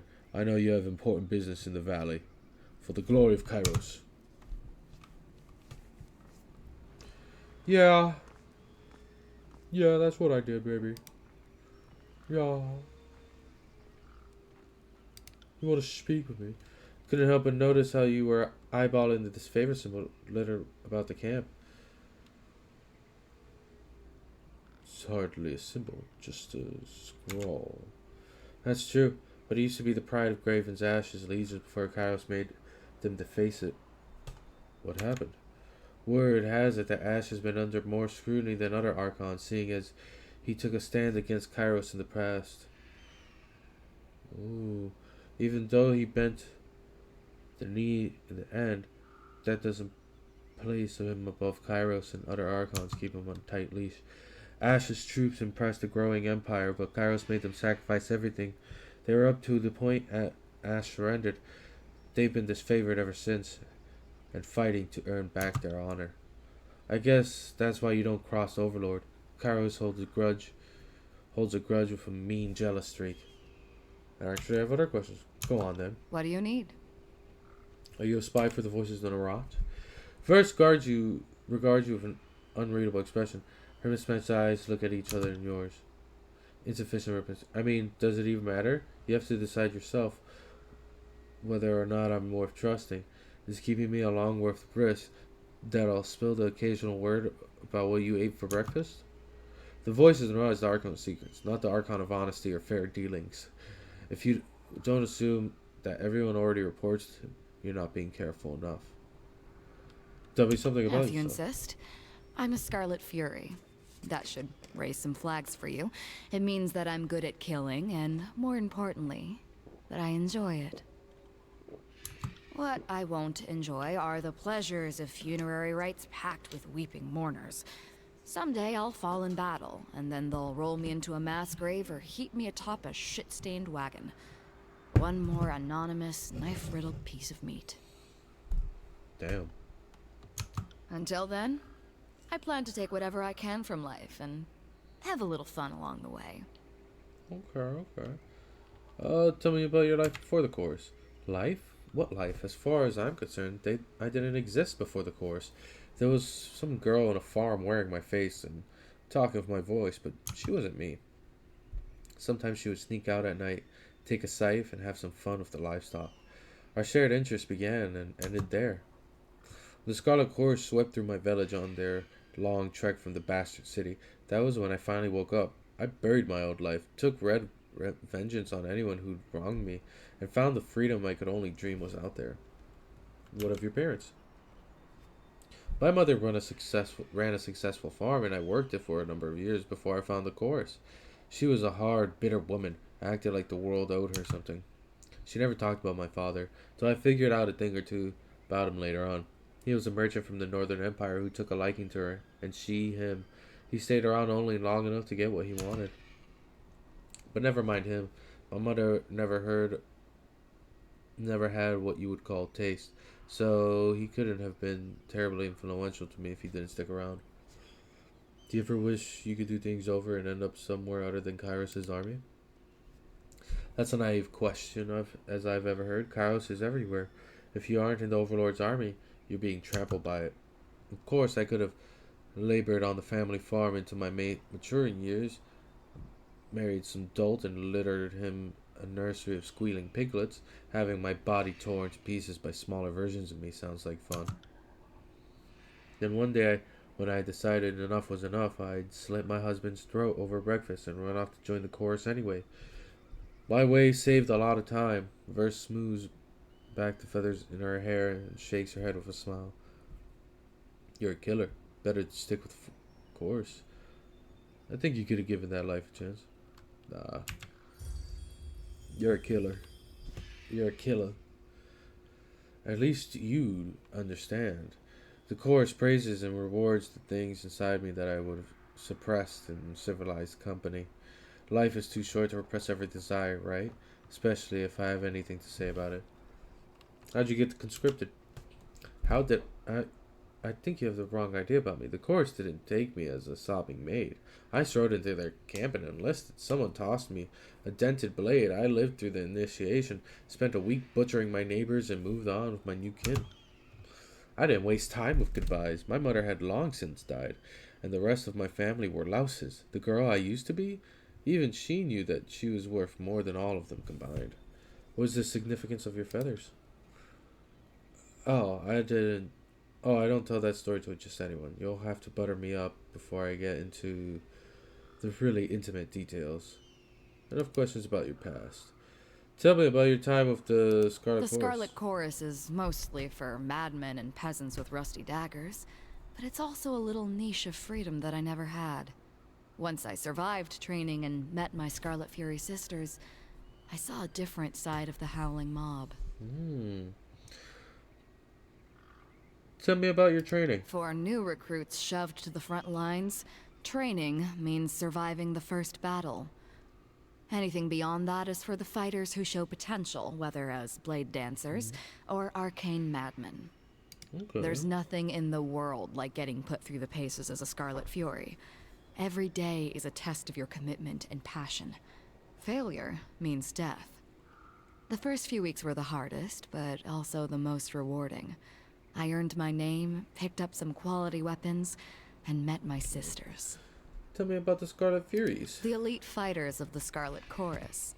Your typical Horde recruit fights with a rusty spoon and a chip on his shoulder, but the Scarlet Furies are, well, different. We focus our madness. We coordinate, we kill, we dance. It's like art. Imagine a sculpture that twisted in weird, beautiful angles, and then gutted you too fast for you to realize what was happening. That actually sounds cool as fuck. It is, as I remind myself all the time. The most important day of my life was when the voices of Nerat recognized my potential and sent me to Scarlet Fury training. You earned your name? If you think a simple farmer from the Tears would name her child Verse, I suggest you visit my old village. Most of them were walking around with surnames like Barrel or Fish. Not the most creative bunch. She smirks and shakes her head. The chorus takes your name away. Whoever you were before, you aren't that person anymore. Then you earn back a name through great deeds, usually murderous ones. That's why you see choirmen walking around with names like Stinkmouse or Face First. There's probably a good reason for it. The voice in the rock gave me this name. When the Scarlet Chorus runs howling into battle, he doesn't hear war, he hears a symphony. And when I fight with blade or bow, he told me that my music stands out louder than anyone else and contains too many parts to be easily defined. When you least expect it, the Archon of Secrets can be downright charming. What's your real name? The question isn't worthy for either of us, but I'll entertain out of pity. You already know my it's verse. Are you looking for whatever arbitrary collections of letters and sounds my mother thought was appropriate when she didn't even know me? Then you're out of luck. I buried that name long ago, long by my standards anyways. Oh man. I shouldn't have said that. Tell me about your weapon skills. When I was just a kid, it didn't take me long to realize I was a natural. I could pick up a rusty kitchen knife and skewer a rat from across the room. Scarlet Chorus gave me opportunities to further educate myself. My sisters were always a bit surprised by how quickly I took to different fighting styles. She frowns for a moment, then shakes off whatever she wants to say. Okay. Back to my question. What do you need to know? Before you head to when you brought up your fighting styles, why? As if that's any of your business. If I wanted to say something, you'd have heard it. Don't assume that. I was concerned, nothing more. And here I've heard a bunch about food. You turn as cute, if insulting, and unnecessary. It's a good talking. Weapons, better than good. I can find myself cleanly. Ooh. That was one of the first things I discovered about when I joined Scarlet Forces.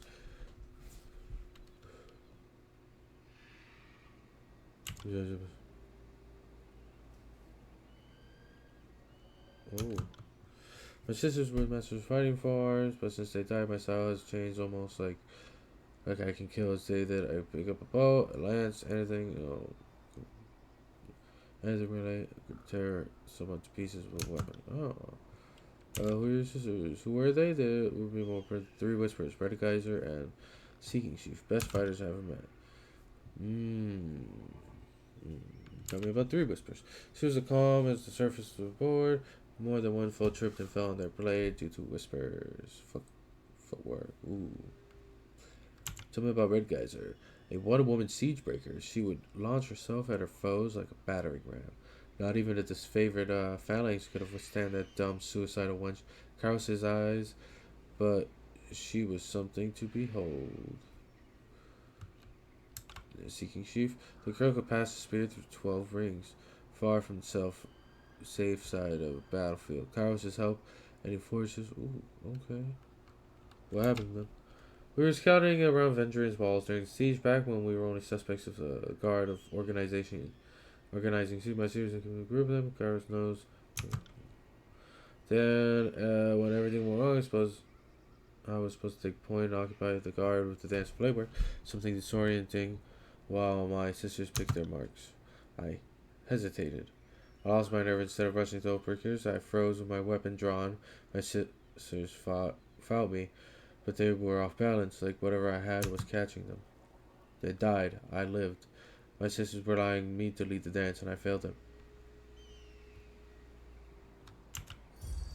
Your actions were inexcusable. What the fuck?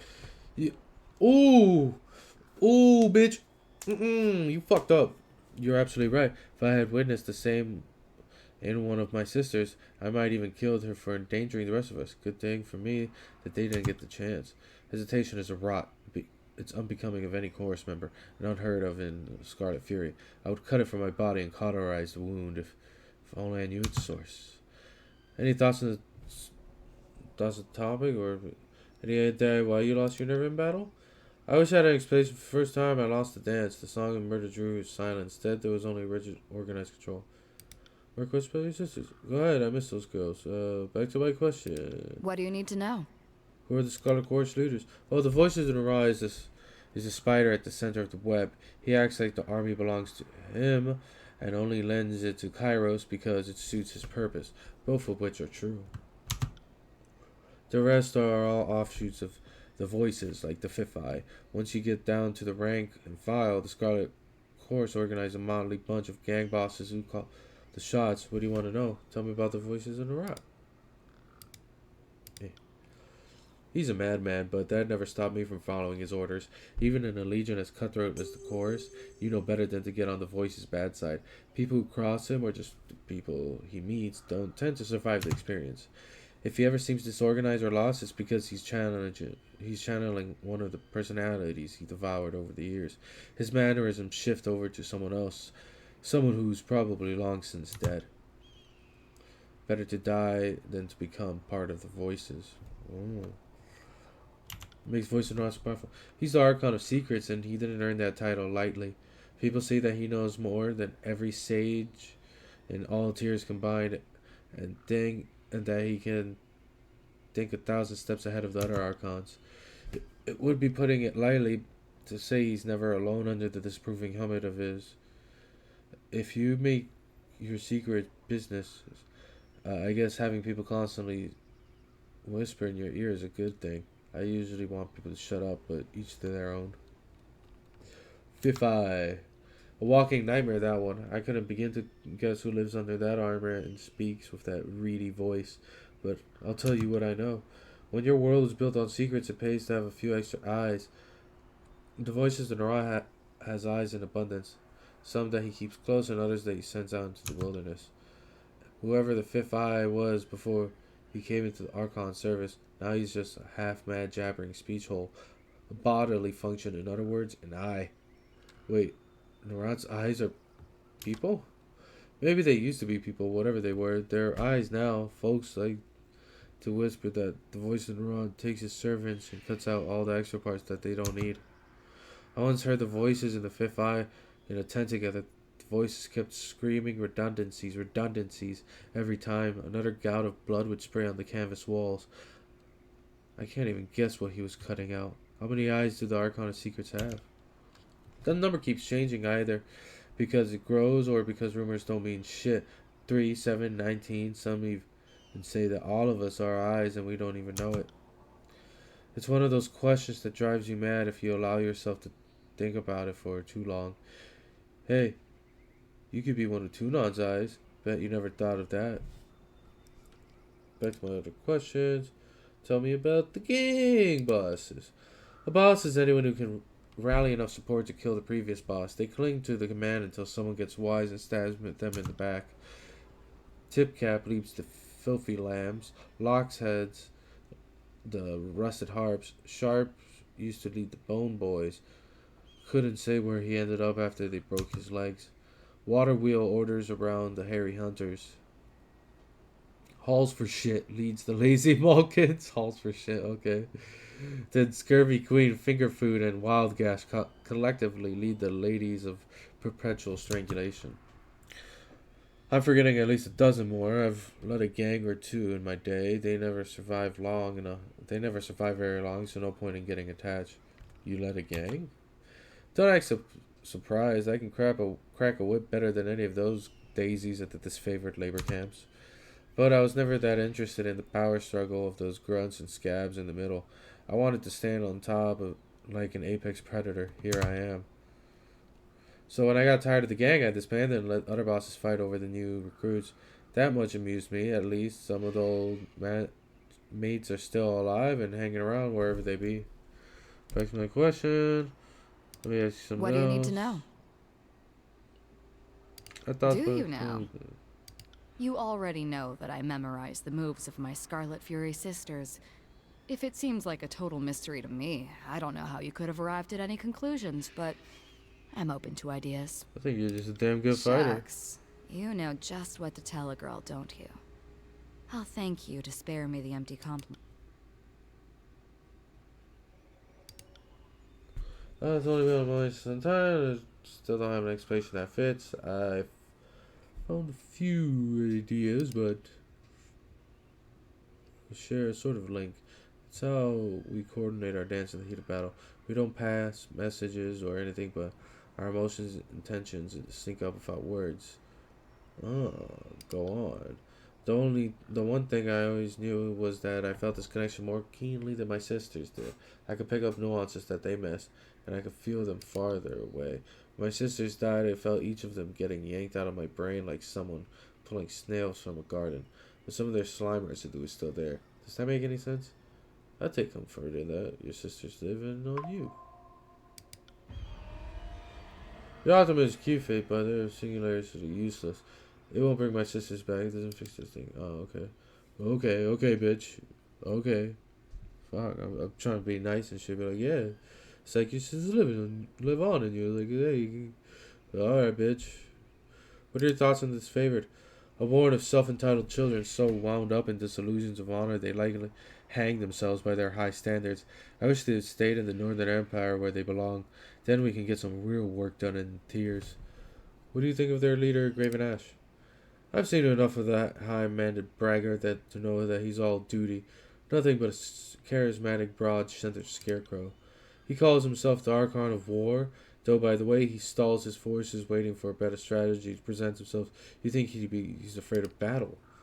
You would think that someone more deserving would take Ash's mantle from him, but the disfavored have this cult personality built around their great general. In their eyes, he can do no wrong. What about Ash's connection to his troops? Graven Ash protects his soldiers, keep harping on those words like they mean something. I don't deny that the disfavored can take a few extra lumps on the battle, but that only speaks to their thick-headedness. If anything, it's only true because his soldiers place that much trust in it. I've seen the power of suggestion do strange to people. Could that be possible? We're talking about a man who's centuries old and wears glowing armor. You tell me. Who would you see take Ash's place? I would rather let the disfavored sort it out among themselves. Graven Ash is this aging figurehead of what could be a constantly changing role. The right soldier needs to grow a pair and kill the old man. Kick his cane out from under him. Remind the legion that what strength looks like.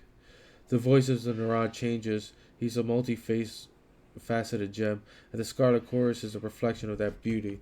If someone could rise up and strike down the voices, any of us would follow them in a heartbeat. Suppose you have a better idea on how to handle the disfavored forces. Of course I do. First, I'd stop babying the troops. Pain is a lesson best learned early. I'd conscript from the locals to bolster the front lines, because why waste your lead on the vanguard? Then I'd leave any misplaced affix back in the Northern Empire. They're not helping Kairos' campaign anyway, so fuck them. You take away everything that makes them strong. It's a damn fine alternative from where I'm standing. If all that strength couldn't end siege, what is it good to anyone? Would that be so wrong? The chorus is accountable for itself in ways that the disfavored are. Our weak die and the strong fight to keep their rank. The disfavored promote their waning bloodline and discipline any soldier with the audacity to show their teeth, though they never admit it. The disfavored need the chorus to show them the way. Do you think that disfavored have a chance to succeed in the tiers? Speaking as one of the exceptions, most of the tiersmen are pushovers. The people of the stalwart seem capable enough, though I have doubts. You might call them disfavored's best challenge. Even if they succeed, it might be too late to redeem themselves. The chorus already impacted the conquest more than the disfavored have, or likely ever will. What are your thoughts on their battle strategies? They've really got something with the phalanx maneuver. Formation built on holding still, moving forward only slowly, and hopping the note slips in the mud. At best, the disfavored are tired of using the same tactic over and over again. At worst, the enemy knows what to expect out of them. Scarlet Furies are dancers. We hear the music of battle and organize ourselves into wards of killing art. Every fight is as hot as a passion as the last, with no room of stale routine. What do you think of those who defy Kairos' authority? The tiersmen can either fight or submit to Kairos' peace, and only one of those options capture my interest. I suppose I appreciate when they go down fighting. If they did otherwise, I would need to find another excuse to flay them. They need to understand whether we unify all the tiers under a shared banner or at the bottom of a mass grave makes little difference to you, me, or Kairos. That's an incredibly interesting view of the conquest. It's a pragmatic one, anyway. The Scarlet Chorus caught on to the idea of the beginning of the campaign. If no one objects that we're here to carve a bloody path for gain and amusement, then by all accounts, that is our purpose. Besides, unification is a vague concept that Kairos allows the disfavored and the Chorus to interpret as they will. The Overlord is concerned with results. I'm happy to focus on the details, especially if that means cutting off a farmer's legs while his family watches their land burn. No shame in taking pleasure in your work. No, no, there isn't, Fatebinder. I suspect that we're going to make something great together. A line of bodies stretching as far as the old walls. It's going to be beautiful. Did you fight any notable battles? I spent some time in Azure toward the end of the war. Beastmen ripped my unit apart. We thought they might be working under Kieran's orders, but we never found out for sure. Let's change the subject. You'll learn a thing or two about fighting the Scarlet Quarters. Care to do? That would be an understatement, and I thought you'd never ask. Since you're obviously at a huge disadvantage, I'll let you pick our weapon of choice.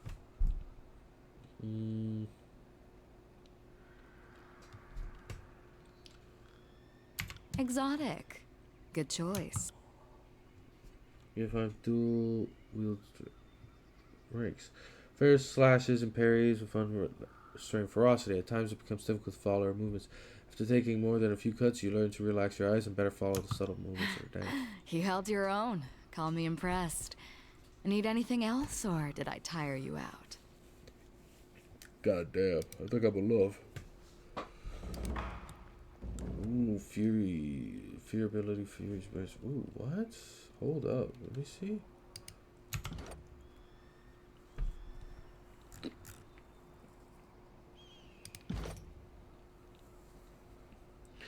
First, pretty loyal of her. So, yes. First was appalled by her orderly, honorable ways. Verse is not impressed by her display of weakness. Furious Rage project intense flames towards Verse, which she catches on her blades and spins in an or. Ooh! Yes! That's pretty sick. Hell yeah. Right. Mocking Blaze.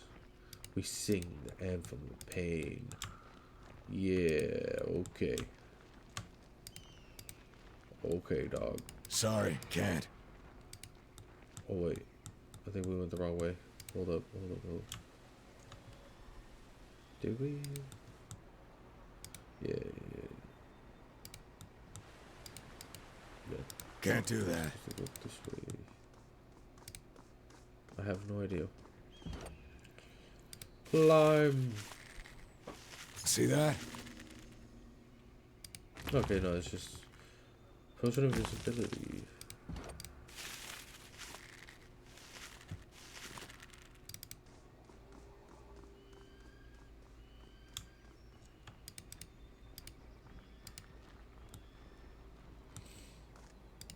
Thanks, Fatebinder.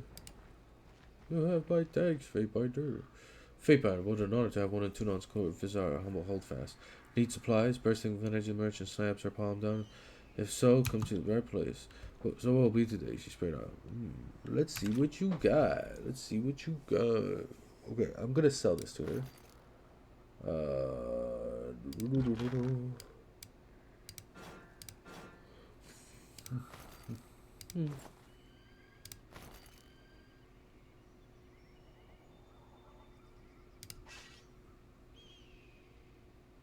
Yeah.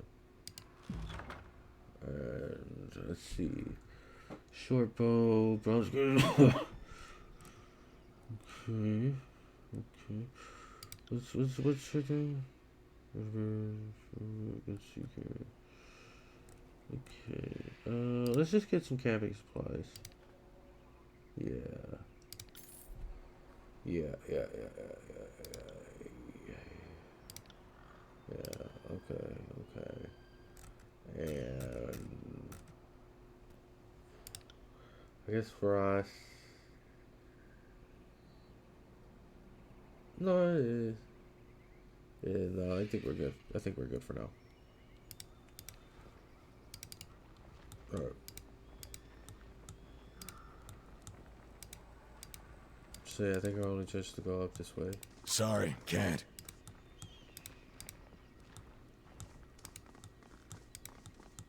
Can't do that.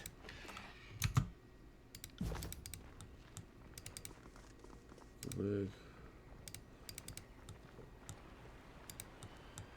I told you I'd pull through, didn't I? Didn't I? Did I?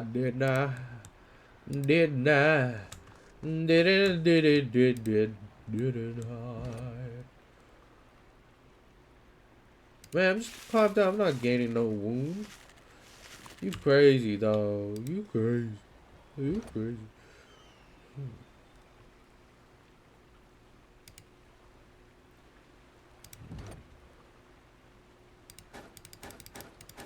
Damn, I don't have the lore requirement. Okay. Okay. Piece of cake. Boom. So where do we go? Aurora.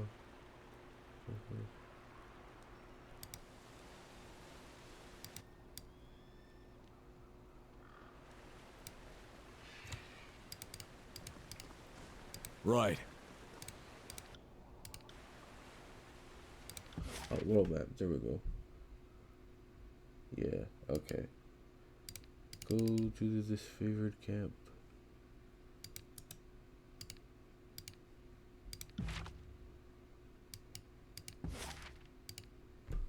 Okay.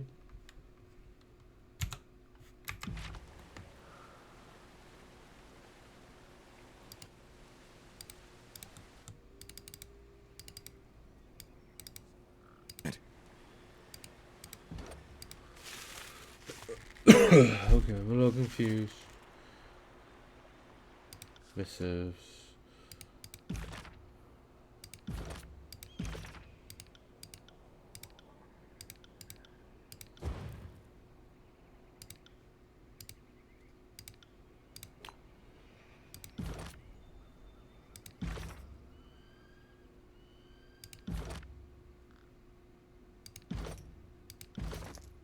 Huh. Okay.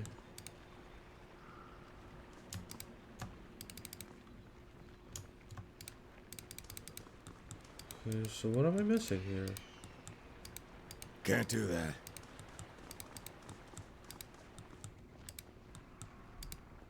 I'm a little lost. I don't remember. So they're not paying attention? Sorry, can't. Oh, here we go, here we go, here we go. Okay, no. I'm just being stupid. I'm just being stupid. There we go. I can't wait to be able to spit through those rebel dogs. Edis. You there! Muttering through a mouthful of congealed blood, Taka Stamos hangs from him saying, Edis, I beg you. But you make it better. He's so rough. Puts the weapon into his heart.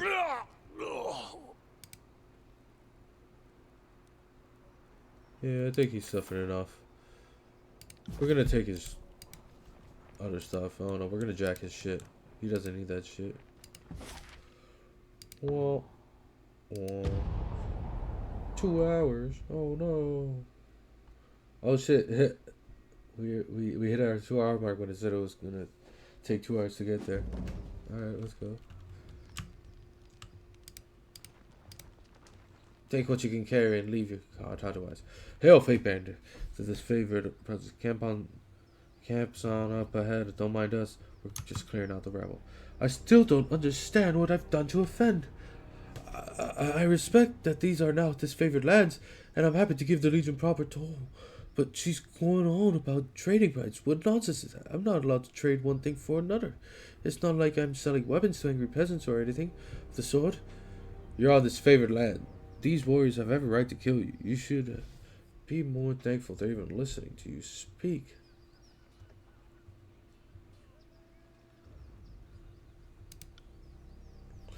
But I'm only here to peddle my wares. I mean no harm.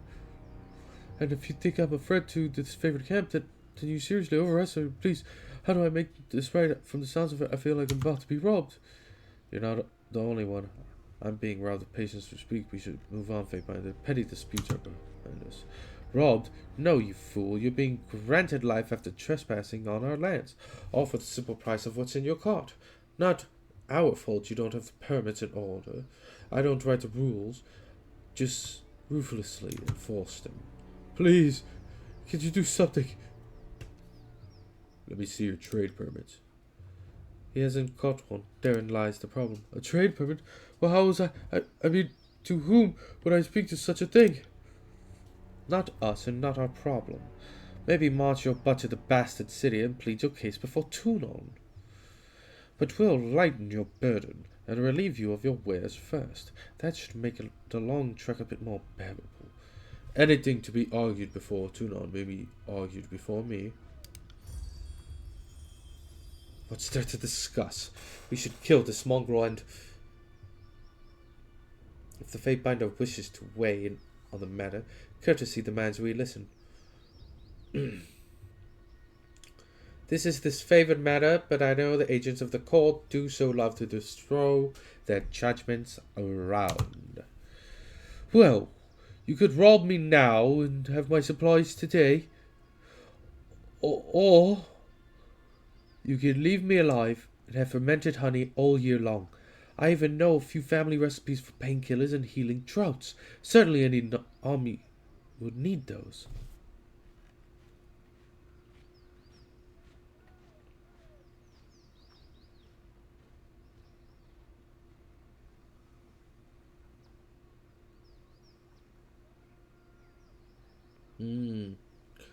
Curious.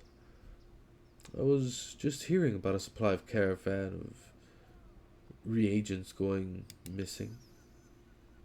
Well, I don't see how that relates to me. I mean, I've only just arrived here. I couldn't have been involved in anything like that. Didn't say the shipment went missing around here, and I certainly didn't mention when. Start talking. You just happened to cart all of this by yourself from over the mountains in hopes of making money in the middle of a battle? I'm not buying it. To this, you're right. Kill this lion and share the proceeds with the Legion. No, please, I can explain. How do you know a tearsman is lying? His lips are moving. The soldier nods to her comrades with a quick flash of iron. The merchant is gutted. You gained loyalty, verse. Clean kill. Cleaner than he deserved. Anyway, I would have done a better job of it, but I don't begrudge you currying favor with the ironclads. Let's pick through what useful. If you find anything of merit, report it to the Iron Marshal and Fatebinder. Thanks for making the right call. Every time we showed the locals a dram of civility, they spit in our good nature. Let's never fall their treachery again. Oh. Oh.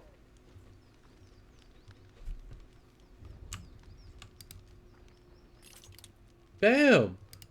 What? Not happening.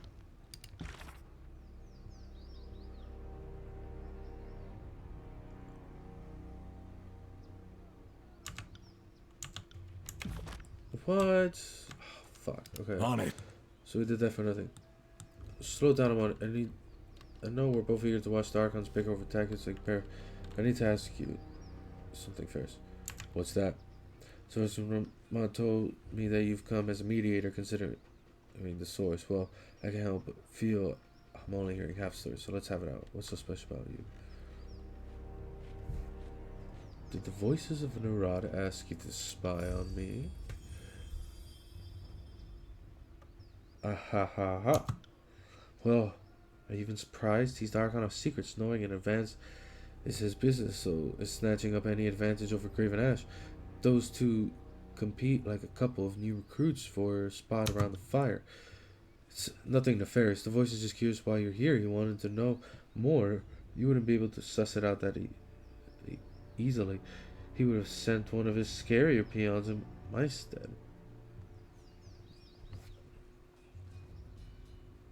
What has the voices in Ra told you? Only that you find you in entering ruins. Truthfully, I could have picked you out of a crowd. You're the only one of us who has spent the last few months bathing in this thing of the Matani River. Well, you know what? I'm just telling you. I'm here to deliver an edict from Kairos. That makes a crazy kind of sense considering how long the siege has taxed armies. I can understand why Kairos would send you with an edict to speed things along. Have you read it? Do you know what it says? The Archons must claim Ascension Hall by Kairos' Day of Swords, or all will perish. One more things for the Archons to fight over. Well, thanks for cluing me in. If Kairos sends any lightning our way, just tell me when to duck. Why so suspicious? It's just a feeling I got when the Archons are together. The areas gets as taut as a poster. I can't help but think no amount of compromise will get them seeing eye to eye. That's why I invited a mediator from Tunon's court. It doesn't add up. Why do you think the Archons are at odds? I've been at the Scarlet Court since the early days of Conquest, so I can say it's been building for a few years. There's an energy about those two, like a pair of storms, moving to collide. I heard tell that Graven Ash and the Voices in the Rod share some bad blood in the Northern Empire, but I don't know any particulars.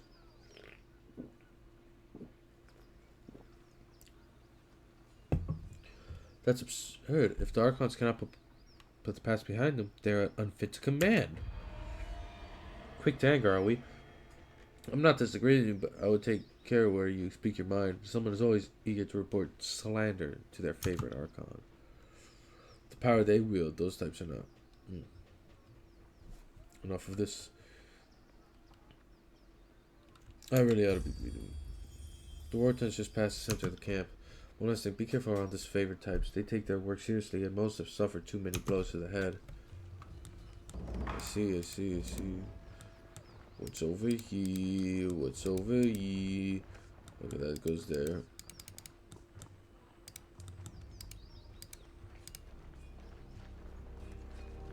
Who do we have here? Step closer, present yourself. The gate guard holds up a warning. Go no further. You approach this favored ground. State your business.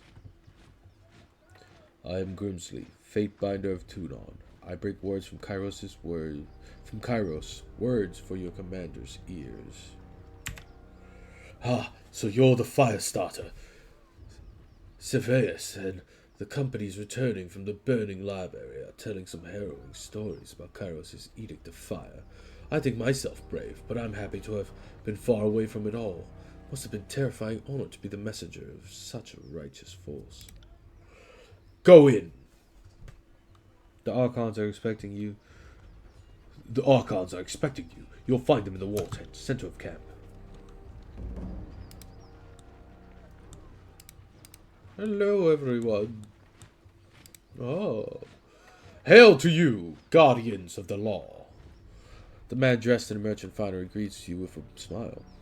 If you have a few excess rings weighing you down, best unburden yourself before battle. You know that if this favored suffer merchant in their camp, that must be a man selling only the finest provision ornaments. He posts a collection of shields, rations, satchels, wineskins. Take a look and see if something interests you. Let me see your wares. Let's see if we can find something you like. Okay, so we got food. I think we're good. Well, no, yeah, I think we're good.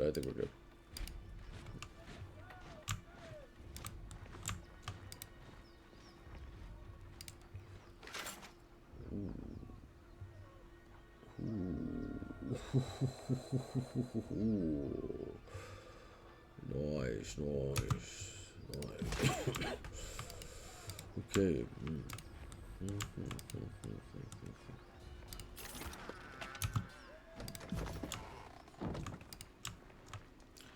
Bitter quip. Glory to the voices of Norat. Projecting his salutations for all to hear, the grinning blood chanter raps his staff against the ground as you approach. Fate by the Grimsley, I presume. I'm Bitter Quip. I'm here as the emissary of the Scarlet Course. Bitter Quip looks at you. What is it like working with the disfavored? He scoffs, looking away from you for a moment before sniffing and returning to his attention to you. Reporting to the Iron Hag is an insult. She fought one duel for her title. Her leadership must be continuously proven, earned, and defended. Weakness should bleed to the bottom of the army, not rise to the top. My assignment here is also an insult, but one I will bear for the good of the course.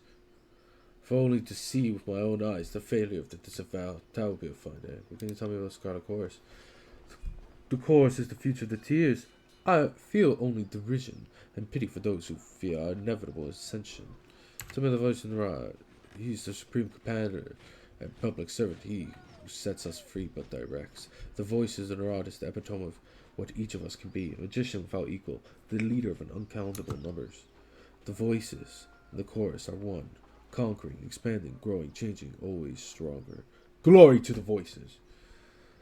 How did you come to join the Scarlet Course? Doctrine of Strength speaks to me. I answered its call, as did some of my arcane peers. I took to the course almost instantly. Unlike most, I cried not for the life of comfort lost to me. My magic invokes fear and terror, and I usually establish my dominance over a pack in my early days in the course. You're so curious about it all. Perhaps you should visit our camp and see for yourself. What's the role in the course? I'm a bloodshed. My magic can turn the will of a man into type battle. I've held command for 3 years, though being forced to keep an eye on this favorite is not the reward I envisioned for my service this far.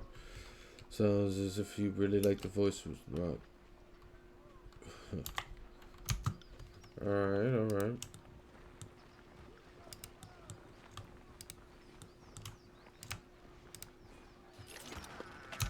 Yoink.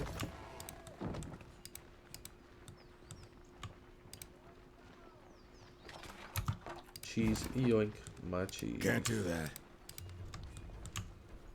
My cheese. Ma. Bow.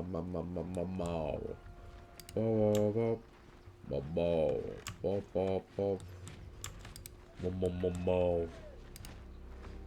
Big out ironclad soldier's expression under his twisted helmet. He merely just stares at you.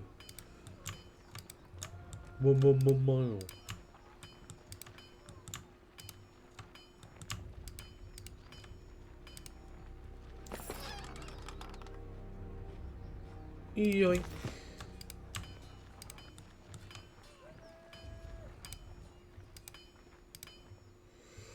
This curses the air as a. He curses the air as the blade of the thin iron breaks in half beneath his hammer. Pairing weapons with scrap isn't exactly why I got into this craft bar where supplies are spent. Why not forge bronze? Bronze will do in a pinch, don't get me wrong. It can take a beating and then get bent back into shape, unlike the stubborn iron we have here. We always plenty of tin and copper lying around, so supplies aren't the problem. It's a rare smith who can churn out military-grade bronze consistently, more often than not. It comes out soft. Look around the camp. We're garbing the Legion head to toe in iron because it's cheaper and easier to produce for the masses. I couldn't do that with bronze. They called it this favor the Iron Legion for a reason. Strategy and skill may be our backbone, but our claws are made of iron. The good stuff that comes from the smiths in the Phoenix Crossing. You're no stranger to that, are you, Fatebinder? Iron isn't just a symbol of our strength unity. It means friendship in some circles, as yourself has seen. You mentioned an iron shortage. I'm afraid so. The last shipment sent down the Matani went missing near Echo Call Crossing, and I'm afraid we won't be seeing any more now that the valley is sealed. Forge-bound iron is Tunan's responsibility. Well, I'm first here. Keep your voice down. Graven Ash doesn't want to cause a panic or pass any information to the Venturing guard. Best case scenario, the iron tumbled off a boat and is rusting in a riverbed. Worst case, ends up in the enemy's hands. If I find myself in Echo Call, I suppose I can keep an eye out. I appreciate that, as does the great general. More than you might guess. Maybe he isn't quick to offer his thanks to outsiders, but I know he'll be grateful for your help. It would be a boon to the war effort if our iron was recovered. You can trust me to handle this. I'm here to help, even if that means cleaning up the Archon's mess. You can trust me to handle this. I knew that Tunon wouldn't have dispatched you without good reason. The court isn't exactly known for gambling. The stakes are high. You see that? That is how we tell apart our shipments. Oh, and you guys the great small set of knots. Shipments from Rask inconspicuous so people don't go snooping around. You'll want to keep your eye on for these. I like to see your wares.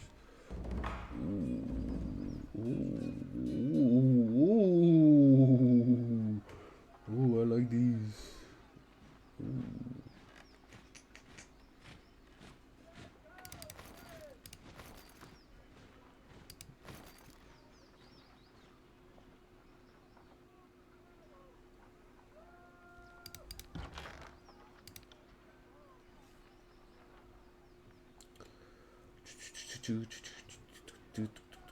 And let's give him 2 cheese.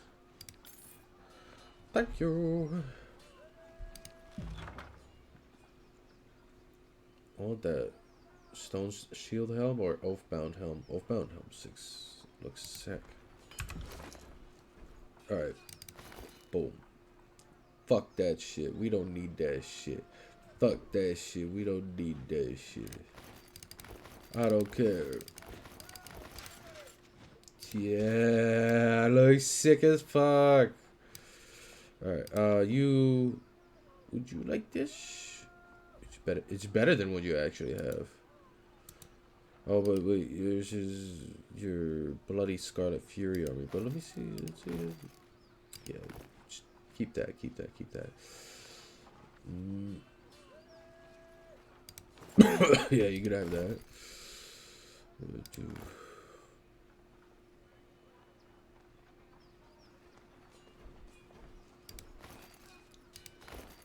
That.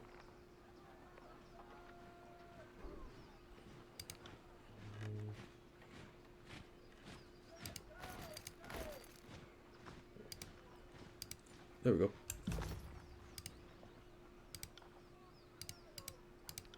And we'll sell this and that and that. Yeah.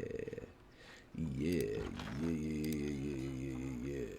That and that. And that. Not that. Alright. Trade. Boom! Ah ha ha ha! Okay, Oathbound Dagger. I could give that to her. I kinda want that helmet. Let's get the shield, because I know who I could give that to. And yes, okay.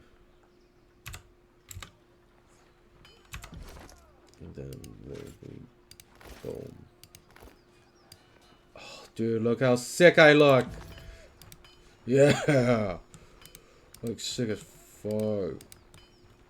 Yo, what good? What good, B? Yo, what good, B?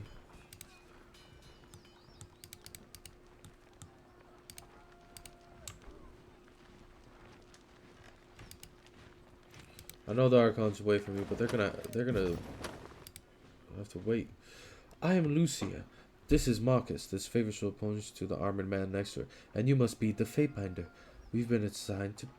From under her helmet you hear an audible scuff. We've been assigned to babies. Assigned to your hospitality. Marcus quickly interjects. While you remain on this favored ground. If you should need a place to rest, we can make the necessary permissions. What can we do for you? Are there any combat games to be had in camp? Just a question better suited to the Scholar Chorus camp. If you don't mind the smell, anyone looking for a fight could find one among those brackets. Just take care you don't have the wrong gang boss in the heat of battle. There are just some who wouldn't hesitate to cut your face off, agent of Tunon or not. Marcus, tell me about yourself. There's not much to tell you. I trained at the Fort Resolution. This is my first campaign. I'm proud to be with the Legion. I was wounded at the Gates of Judgment, but Graven Ash's protection mended me good. I owe my life to him. Are you bragging that you let your guard down and took the spear to the gut? You shouldn't boast about a filthy tearsman besting you in battle. You're just bitter that Lord Ash never seems to notice you. In all seriousness, I would like to take the spear again if it brought honor to this Foward. Kairos knows we could use it. We're the elite fighters of the Northern Army, but somehow we still lacked Overlord's confidence. What about you, Lucia? I do this. And I do this. Most stabs the air with spirit. Lucia shrugs. Playing host is not my strong suit. Ignore my sarcasm. I've seen the Legion through my share of the campaign, and so much bloodshed. Our pretense of honor can wear me down. Turns the cautious eye your way. The North is my home, and I consider each and every one of the ironclad bastards in this camp to be family. You won't find another army where each member of the phalanx is as beloved as cherished as the next. Yeah, that makes sense. Seem handy with a weapon. Alright, and if you ever want some pointers on how to use that weapon of yours, just let me know. Lucia, are you flirting with two nuns, Fatebinder? Relax, Marcus. There's plenty of camp slaves if I ever need to scratch an itch. Although, through the visor of helm, you notice Lucia's eyes roving up and down, but if you ever need someone to warm your bedroll, let me know. I sleep in my armor. Hope you don't mind. Shit, girl. Shit, girl. Shit, I don't mind. I don't mind. I don't mind. How have your skills fared in battle against the Oathbreakers, Marcus? Every battle is a reminder of the Legion's superiority. The Oathbreakers have plenty of heart, but nothing to beat our northern valleys and graven ashes of love. If you ever enjoy that feeling, I can spare the time of day to cross iron. So like serving with this favor. In spite of our name, the Legion commands more honor than any military of the face of Tyrannus. Unlike the Chorus, there is tradition, discipline, teamwork, and the unity of purpose. Marcus looks around the cross camp. There aren't many of us, but it's better that way. We're a tightly knit family bound together by trust and glory. Accurate enough, after seeing the dissinuity and bickering of the younger realm defenders, I feel lucky to be the most agreeable Legion of Kairos' host. And even if we're not always the most efficient. If the Legion boasts so much honor, why are they disfavored? I'm afraid that isn't for me to say. Others around the camp might be able to tell you more, but I don't freely discuss the great general's history to outsiders. But you'll say that involves the great general, which is already telling a clue, idiot. Drat, at least Iron Marshal isn't within earshot, or I'd be washing my mouth out with wormwood. Marcus, I'd like some training. Of course, Fatebinder. Marcus pounds his shift on his armor. Okay. Ooh. Okay. Let's do that for her. Let's go up. And then You learn something every day. well, if it isn't the fate, but let's see, I could do some training. Finally. Dodge, ranks. I'll do that. Boom. Yes. What's this? Would you like to rest? No. Curious. The fuck was that? Oh. Ha ha ha. Oh, wait. Hey, okay. Attribute points. Okay.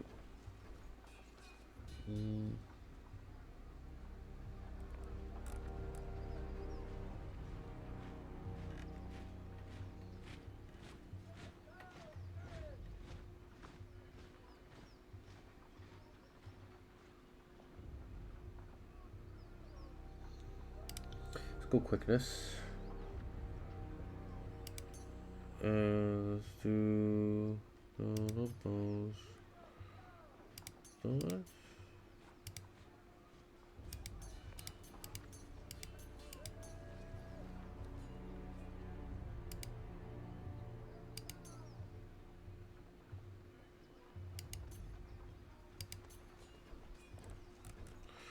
Oh wait, if I wanted more lore, I should have put on.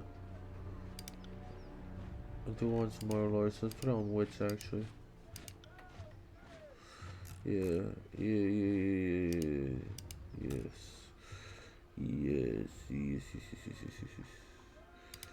So you no, okay. But okay. Let's see. Adds armor penetration. The thrust ability and increases its accuracy. Sweeping cone attack that hits multiple. Ooh.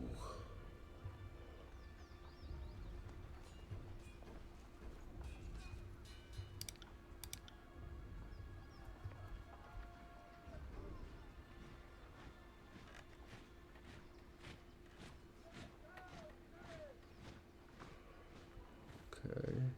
I already have palm strike. This is shield slam.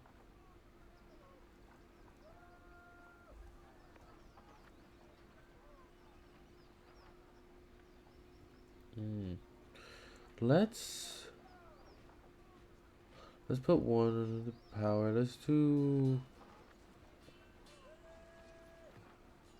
I want cleave. I want cleave for him. Yeah, cleave for him. For her, she hasn't leveled up for that. Okay. Bop. Bop, bop, bop, bop, bop, bop, bop, bop. Bop, bop, bop, bop, bop, bop, bop, bop. Bop, bop, bop, bop, bop, bop, bop, bop. Bop, bop. Bop, bop, bop. Da, da, da, da, da, da. Alright. I want to see if there's anything we can do. Let's talk to this guy again. Can't make out the organized soldiers.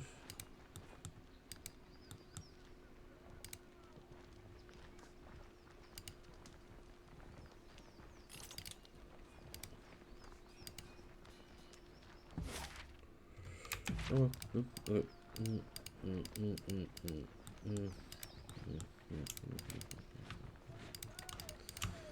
Okay.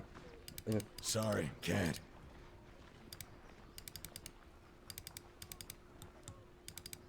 Go, go, my friend. Go into the tent.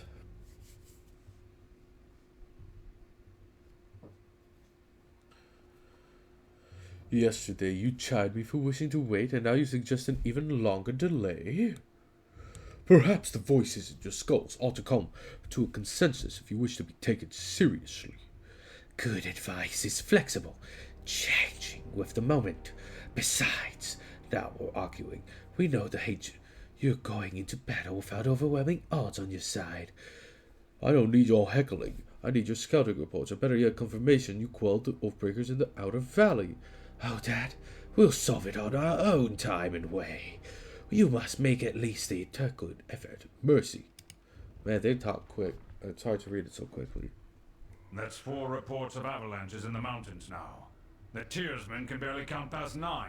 They have neither the capacity nor the cause to close off the mountain passes. Either way, that leaves the 2nd and 4th cohort trapped outside the valley. The Archon of War pounds his staff on the ground to punctuate his words, a large and imposing man to begin with.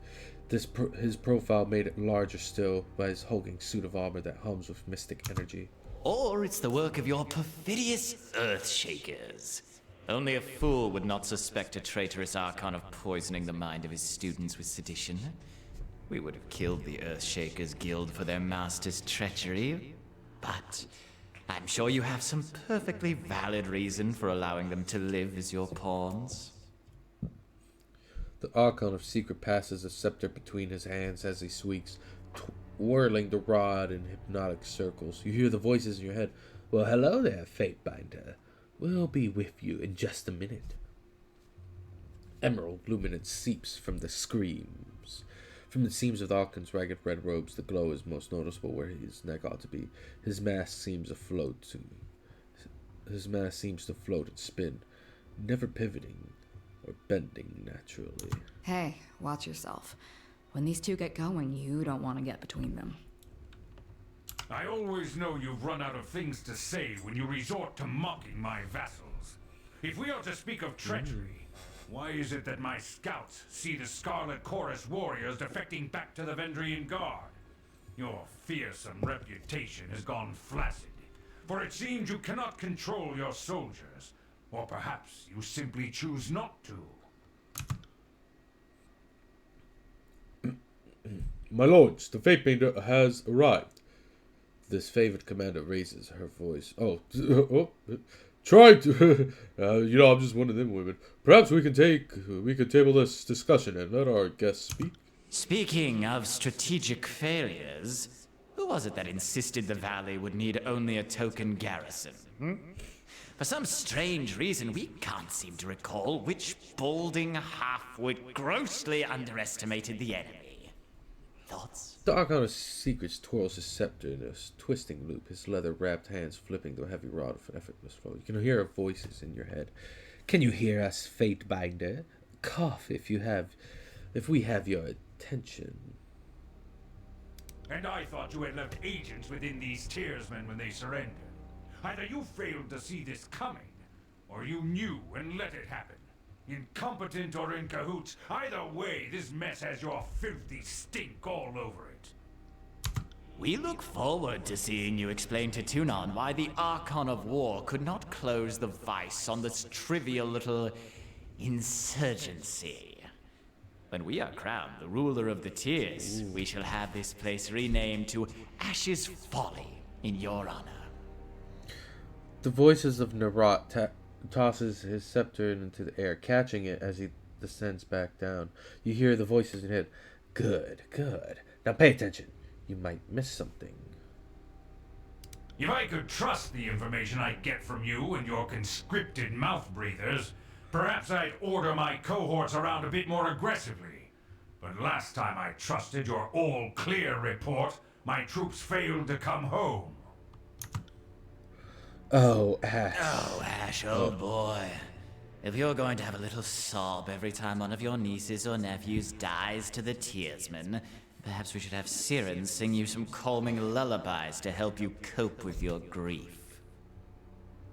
Siren is the Archon of Song, and the youngest Archon sent to conquer the Tears. Young and inexperienced, Siren is sworn to the voices of Narat, who uses her powers of charm and manipulation to swell the ranks of the Scarlet Chorus with volunteers. The Archon flips his scepter 3 times around, humming gleefully. You hear the voices in your head. Take care that you don't learn too much, Fatebinder. An excess of knowledge, of curiosity, even can earn unwanted attention. Hold your tongue! I will not have you denigrate the honor of our fallen brethren. The commander's hand moves to the hilt of her blade. Though the weapon stays sheathed, I'll be doing us all a favor. I cracked open that excuse for her head. They bicker like children. Do they not? The fifth eye's grating tenor pierces the tension and all eyes lands on the crimson spear. I meant only to say welcome to our guest, Fatebinder. The armored retainer bows with rush and elegance, then rises to a salute, and not a moment too soon. Gain favor with Graven Ash, and you gain favor with Disavowed. Governor Grimsley, long have we been honored by your iron. Now we are honored by your presence. I must apologize for my words. Tempers run high of late.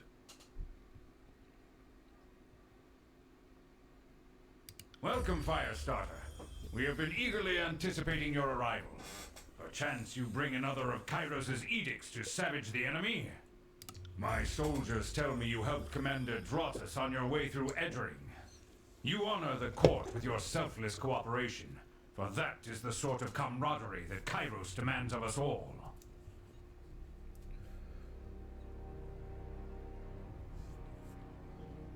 I require no thanks for doing my sworn duty. Modesty is your prerogative, but know that cooperation and goodwill have been rarities of late.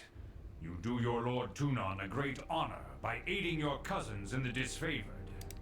Oh, don't mind us while you trade your gushing praise. We're sure the Fatebinder has come because our company lacks in small talk. I come bearing an edict of Kairos. Once again, you bring us support in a time of need. We fondly remember your service to the chorus in the taking of the bastard city. We knew back then you were destined for great things. But we had not anticipated you would be twice honored with the task of proclamation. So, do not keep us waiting. What is the Overlord's will? The Overlord's servants must hold Ascension Hall by Kairos' Day of Swords, or all in the valley shall perish. It seems you need some encouragement to work together.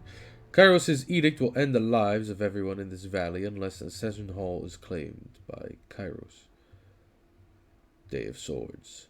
In honor of your incompetence and disarray, the edict will execute every living thing in this valley unless Ascension Halls must hold. The earth sways with each word you utter, the air thickening with warmth as you pronounce tersely phrased commandment. It's every syllable drafted by the hand of Kairos. With the edict proclaimed, your pulse quickens and the muscles in your legs, worn from a long trip down the mountains, feel renewed. The tired limbs now buoyant with vigor.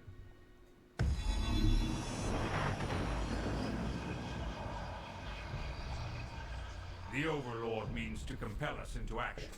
No doubt the avalanches in the mountains are part of this ultimatum. We must conquer the Oathbreakers or die in failure. There is no room for error, and no other way out of this valley alive. We'll need to advance across the Mitanni. We lose everything if we stand still. And we move to backup Plan Green. The Earthshakers didn't make it over the mountain in time. So we do this the hard way. Over the walls instead of through. Ooh. So you found your backbone at last! Oh, we were worried past humiliations would make you soft, timid. That was a record for you, right? The baker's dozen lost in one sortie. If you had waited for the chorus reinforcements, maybe we'd have eyes and ears on the matter. The Archon of Secrets passes his scepter from one hand to the next, chuckling softly with each toss. You hear the voices in your head. Hello! Hello! Hello! Watch him squirm. So many tears over replaceable, expendable, useless soldiers. I miss the old Archon of War. You'd never see blood echo in a blubbering mess over a few dead killers. He'd used the knuckle bone of his best disciples for jewelry, and even made a breastplate out of his dead brother's ribcage, because that's how a real man deals with grief. Oh. Hello! Hello, doggo. Bicker all you wish, you're just wasting valuable time. Are you too daft? It is your indecision and bickering that necessitated this edict. I cannot read. Learn to work together or we're all doomed. They call you the Archon of Secrets, but you certainly don't seem to know anything remotely useful. I second the fate bite. Thought you had the memories of one of those Oathbreakers rattling about that bronze gourd of yours. Get roasted. Would Kairos' Get mighty roasted. spy master please enlighten this gathering of allies with some scrap of strategic insight? Yeah, come on. The Archon of Secrets turns his head to the side until the face of his mask has turned around, and a new face of the mask presents itself facing forward. When the next Archon speaks, the trembling voice of a younger man can be heard. Our river was to be the bulwark, but with the tidecasters slain, what hope remains? It's so cold in here. Help me. Please. Oh. The use of the term our river suggests this voices of the late Mitanni Genove, ranking member of the Vendrian Guard. The wealthy house of Mitanni owed much of the realm of Apex before the coming of Kairos and the Major. And the river valley bears the Mitanni name. The Archon turns his head far to the side until the previous facet of his mask now looks forward. Our sources tell us the Oathbreakers had some sort of magical trick in store. But this knowledge is tinged This man's with stealing souls. fear, trepidation. If we make a move for the Mitanni, we suspect the Oathbreakers will mount a counterattack that is equal parts valiant and futile. Then enough talking. There's work to be done. My lord, Barrick and his band have been drilled on the Echo Call assault plan. The Crescent Runners should be briefing him as we speak regarding the enemy movements along the river. I will dispatch him at once. Barrick. Though you know him only by name, Barrick is the commander of Stone Shields and well regarded by the disfavored high command. And I will ensure this course stands ready to march if the disfavored can take the river. The course has the manpower to secure the outer ring of the valley. Our soldiers clamor for battle, and at last we shall have it. Verse, we command you to continue guarding the Fatebinder.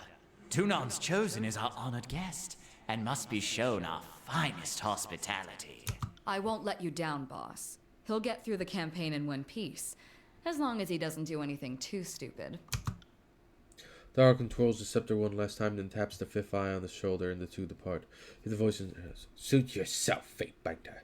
The more you ignore us." Yo, is he going yandere on me? Like, is he into me? The fool and his puppet are gone. Perhaps now I can hear myself think. Rarely do I question Kairos' judgment, but I will never understand why the voices of Narot is given such authority. I shudder to think what will become of us all should Tunon favor him in the end.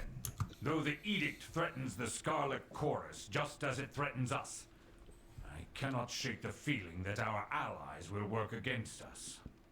If only I knew sooner. Have a good stream, bud. I'm going to bed. Oh no, assassin. Oh, okay. Good night, buddy. But at least we have allies in the court. My best soldiers have never Yeah. wanted for a good blade or suit of armor, and I know I have you to thank for it. I fear we will have to call on you for more than just a few works of iron. Ooh. You've shown your worth in war, and your name has been known to the Legion since the very beginning of this long conquest. So I'd ask that you join us this one last time. to Yeah, help us wiggle, wrap up this wiggle, last wiggle, wiggle, objective. wiggle, wiggle, wiggle, wiggle. If you wish to be counted amongst the glorious, speak with the Iron Marshal. She will direct the order of battle until we are ready for the final push into the Citadel. Gotcha. I'm short a few scouts, short a few soldiers, short a few of everything. I'm sure my brother will be grateful for the assistance of a skilled outsider. I would be honored to help. The Iron Marshal salutes Graven Ash and then turns to, I will be at the training grounds, readying the soldiers. Find me there when you are ready. And she pauses, clears, and though I am loath to mention it, the Chorus can likely use your assistance. They certainly won't secure the Outer Valley on their own. Fifth Eye will be somewhere in the rat's nest they call a dump due east. Seek him out if you must. Damn, bro. Wiggle, wiggle, wiggle. There, bro. They really, like, do not like each other. Iron Walker's crest. These bloody tufts of purple hair were taken from the Iron Walker's helmet. This crest can be sold to a merchant for spare parts. Ooh. Yeah. The Archon of War lets out a long sigh as he surveys the maps and models. When I received the missive that said the fire starter was coming to the well, I thought at last we'll torch these fucking swine. But no, I was foolish to count on such things. Made son, be gone from my tent. I'm tired of these endless distractions. Yeah, okay, buddy. Okay, whatever you say, buddy. Whatever you say. Wow. Oh, do this favor really love me? They love me. They really love me. Taking the Outer Valley. Speak with Fifth Eye. With me with the Archons. Spin of Ironbound. Bound for this favor. Can't missing. Round Echo Call Crossing. Alright. Okay. Okay. Yeah.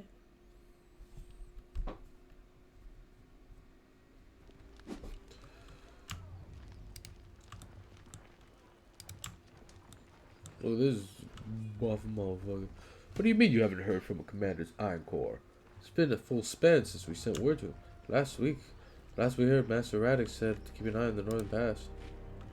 Fatebinder Grimsley, am I right? I am Sevius, Commander and 3rd generation disavowed. Specifically, I'm Sevius the Younger. Some folks can't keep track. The rank says Commander, but lately I'm just organizing patrols and trying to stay out of the way. You should talk to Iron Marshal if you've something official that needs discussing. What does he need? I've heard you asking that Earthshaker where the reinforcements gone. Is there a problem? I'm afraid so. Radix, the head of the Earthshakers, was supposed to arrive with a group of his most competent spellslingers to break this stalemate. I don't know what's holding up their arrival, and that worries me. If you are all inclined to lend a hand, we could use some arcane support on our side. Yeah, I could help you. Could you? I knew that Tunon's agents wouldn't fail us at this time of need. I'll mark the last known site of our Earthshaker reinforcements on your map. Good hunting. How do you think these have been delayed so long? It should have been over real quick and simple. The first cohort arrived in the valley and went right for the kill, but that was before we knew the Vendrian Guard had sages and that water witch on their side. The bigger problem is the Scarlet Chorus. They eagerly conscript the Vendrian Guard, but I have no proof of this. But it seems they do very little to keep a watchful eye on these drafted tiersmen. They are often sent out on patrol, and we suspect the opportunity to escape back to the Vendrian Guard. Every course conscript has a choice: life under Kairos or death under the army's boots. By all means, feel free to cut down those who chose the latter. We won't be offended. Just so we don't mistake each other. I know what I'm saying carries an implication of treachery. I'm not forming an accusation before Tunan's agent. I'm just voicing my gut opinion on the matter. The two armies haven't worked together in years. Why do you think that is? Come on, Binder. Seems like asking why beasts think that disfavored are only too eager to deliver Kairos' peace to the tears, while the Scarlet Chorus brings only mayhem in their wake. You can tell me the voice in Ra has a plan, and I'll take your word for it, but the Chorus sure seems to blunder around, never moving with purpose as we do. I wonder if we've been fighting the same war, soldier. I've seen Ash yank his precious soldiers away from more battles than he's won. If you want to call that progress, be my guest. Unless we find a way to work as one, I fear that the Scarlet Chorus will step in front of the Graven Ash's strategies every turn. And as far as I'm concerned, it seems the voices, like the voice in Rod, is here to amuse himself, while the rest of us is here to do our job. Oh. Okay. Not much to tell. My father was Sevius the Elder. His father was Sevius the First of his name, lead drum master of Ash's first Iron Guard back when they were the Bronze Guard. I was born in the Legion, and with any hope, I'll die in the Legion. The rest will hopefully hear about the storytellers immortalized me. Bronze Guard. Well, his day and age was a century ago, and they didn't have Kairos' modern luxuries like iron.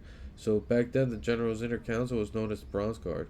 You should be proud of your pedigree. Thanks, but I try not to think about it too fondly. If anything, every time I screw something up, I wish I wasn't dragging my family name through the mud. Okay, very well. Okay. So that was that. Iron Walker. Stay vigilant. Okay, so nothing there. So let's just go back here. Wah. Yo, wait.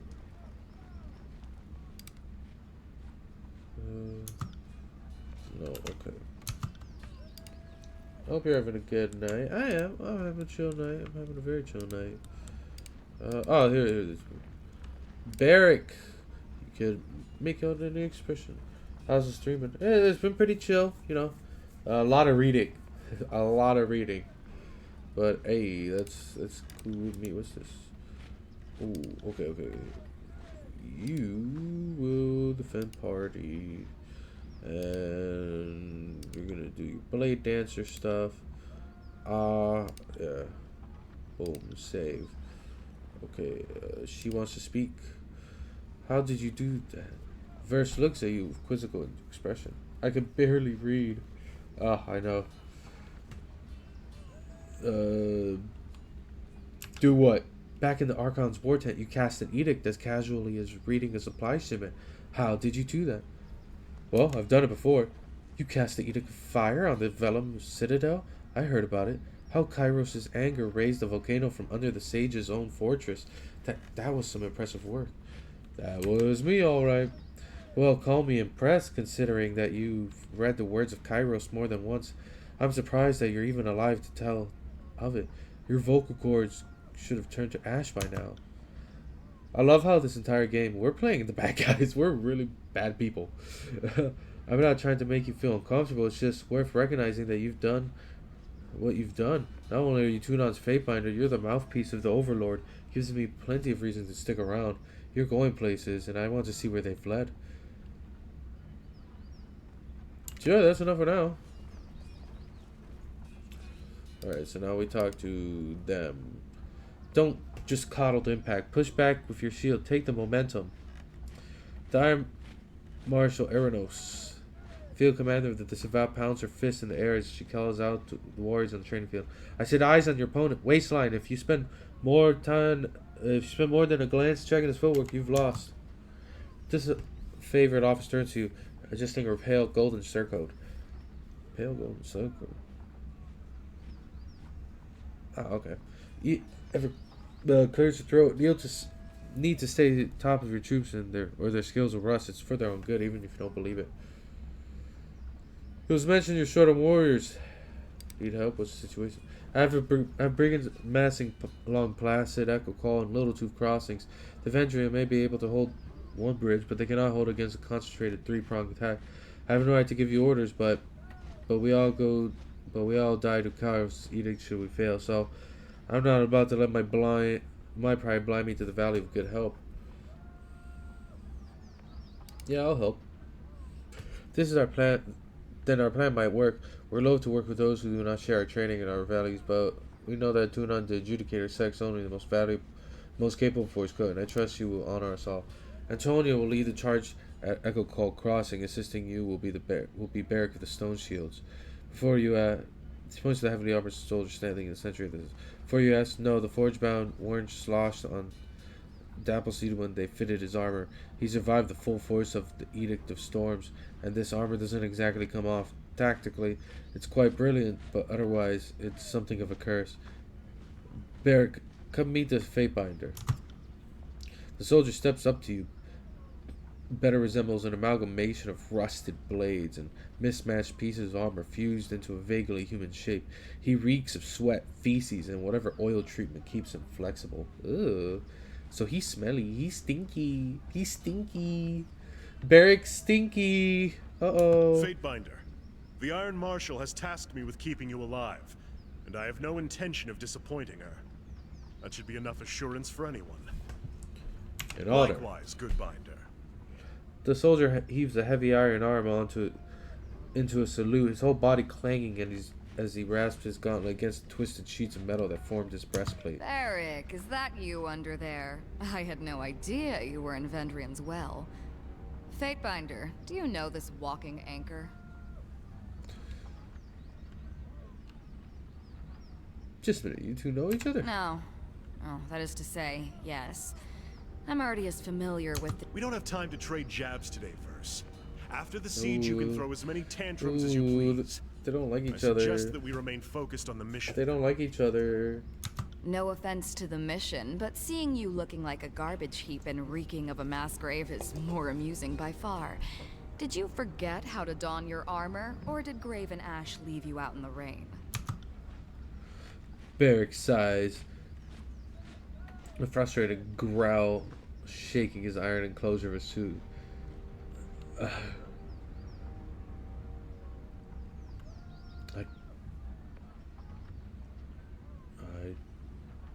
don't believe it's challenging enough to experience battle from a courtroom, much less remember the faces of your cohorts. I wouldn't expect you to know me under these accursed blades of rust. The Fatebinder will be joining us for the push across the river. I figured an extra hand might help, and more importantly, if my worries come true, if the chorus tries to impede the mission, we will have an observer from the court on our side. Better to work with the honorable Binder than some chorus children. Ooh. I asked that Barrick accompany you to here to arbitrate the cooperation between his company and the Scarlet Chorus. I could call crossing is now unlocked on the world map. Barrick, you've been without a cohort since the last battle of Starward. It's time we give you a task more worthy than hauling wagons. Ash has assigned you to be the Fatebinder's service. You're to assume this task is ongoing until we find a more permanent spot for you, which could very well mean the swiftly approaching end of this war, or when the Fatebinder dismisses you. Is that understood? That's an order, Barrick. Shakes her head and sighs, returning. He can be stubborn as pulling a spire out of the earth, but he's a good soldier. I hope you don't mind the company. I'm honored to have a member of the Iron Legion at my side. Excellent. I look forward to your success in the field. Let's go. Let's go. We got Barrick. We got my boy Barrick. I actually love Barrick. I remember when I first played this game, when I played throughout like the whole opening section, I love this guy. Let's see. This guy, my boy. Ooh, that'll bring a lot of stuff up. Yeah. Boom. Save. And then for you, increases one-handed and two-handed melee weapon damage. Ooh. Fierce demeanor. Barrick becomes an intimidating force in battlefield. Enemies nearby to resolve reduce. Ooh. Ooh, yeah. We're gonna make Barrick our tank. Yeah, this man's gonna be our tank.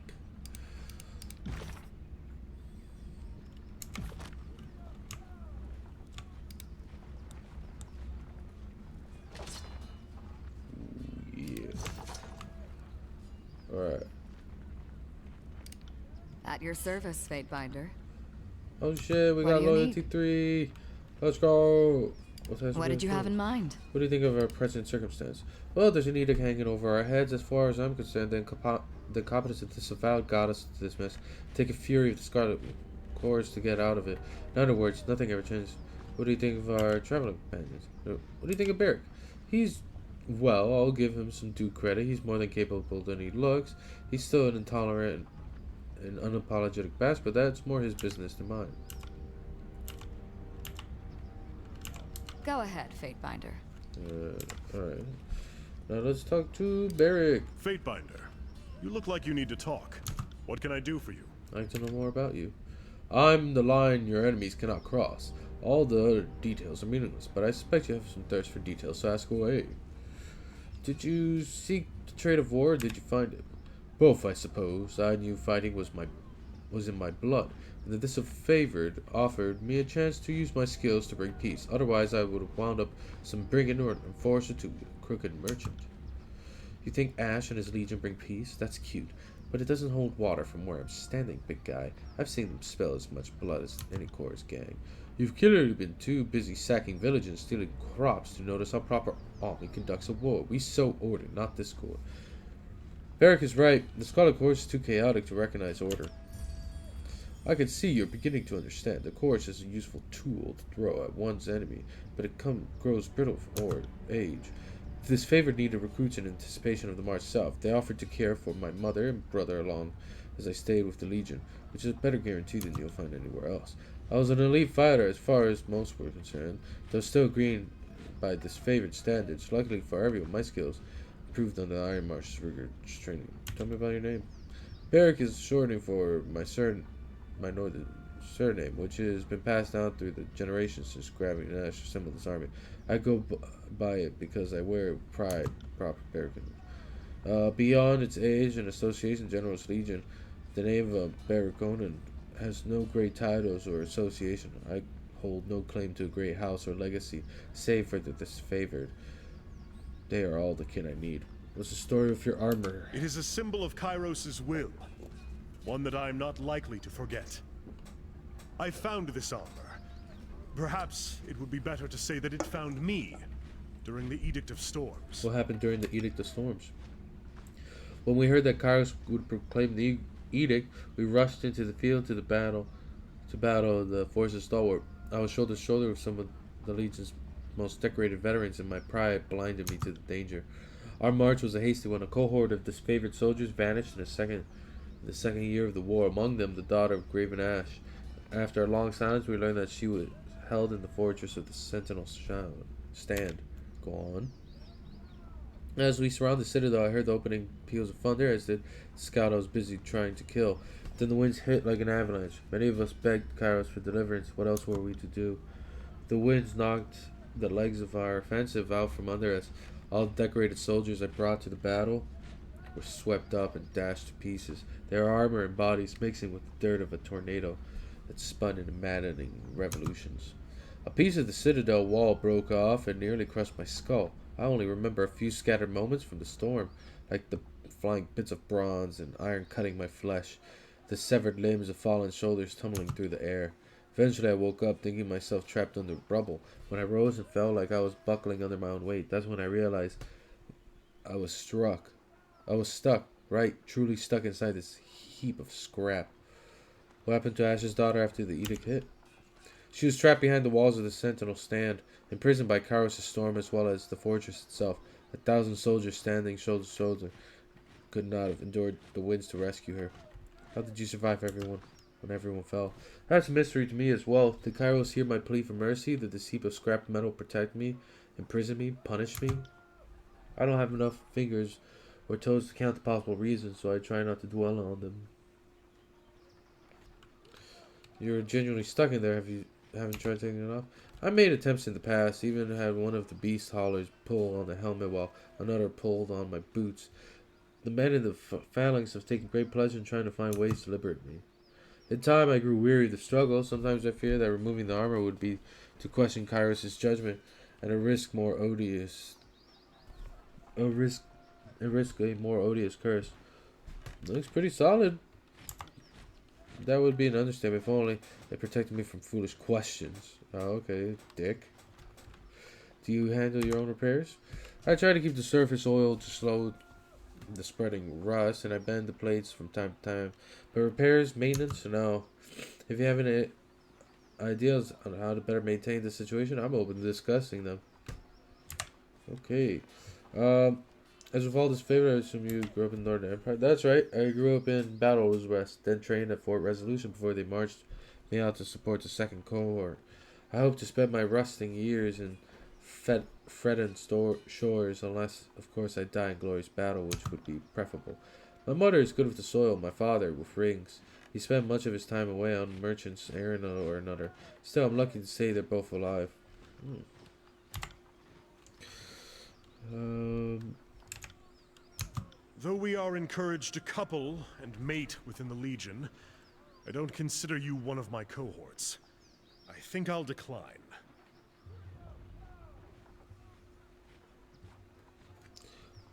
I wasn't talking sex, Barrett. You weren't? Forgive me. It's been some time since anyone made an advance, and I am long out of practice, as you can see. Suffice it to say, my armor and I will not be separated for the time being. When the war is over, perhaps Tunon will lend me one of his forge-bound. My armor saved me from the destruction of Stalwart, where thousands of others lost their lives. So you can see why I continue to wear it. For the time being, we will not be separated. Are you comfortable with it? I have somehow developed enough calluses that I can sleep at night, but I wouldn't call that comfort, would you? This is my armor. It has everything it needs and more. Purpose, meaning, strength. If it were comfortable, that would only take away from its other qualities. Do you even want to remove? I would not speak of this now, Fake Miner. Consider this topic closed. Perhaps, as your commander, I'm concerned about the state of your uniform. Damn it. You are right to be concerned. My apologies that you needed to pull rank. It was wrong of me to withhold information. I don't need to tell you that this suit of junk is a little pain in my ass, half broken, smelling of a midden, perpetually jabbing my side with some Kairos be damned cow trunk. These dusty plates may not be up to standard, but they serve the disavowed well enough on the battlefield, if only to intimidate the enemy. Better for me to endure this condition than to shirk. Considering that I wore this as I marched across the bones of Stalwart, that was my burden growing heavier with each step. I have no desire to leave it behind. It's a lesson or a reminder. Ah, yes, a prison, but all those things make it something more.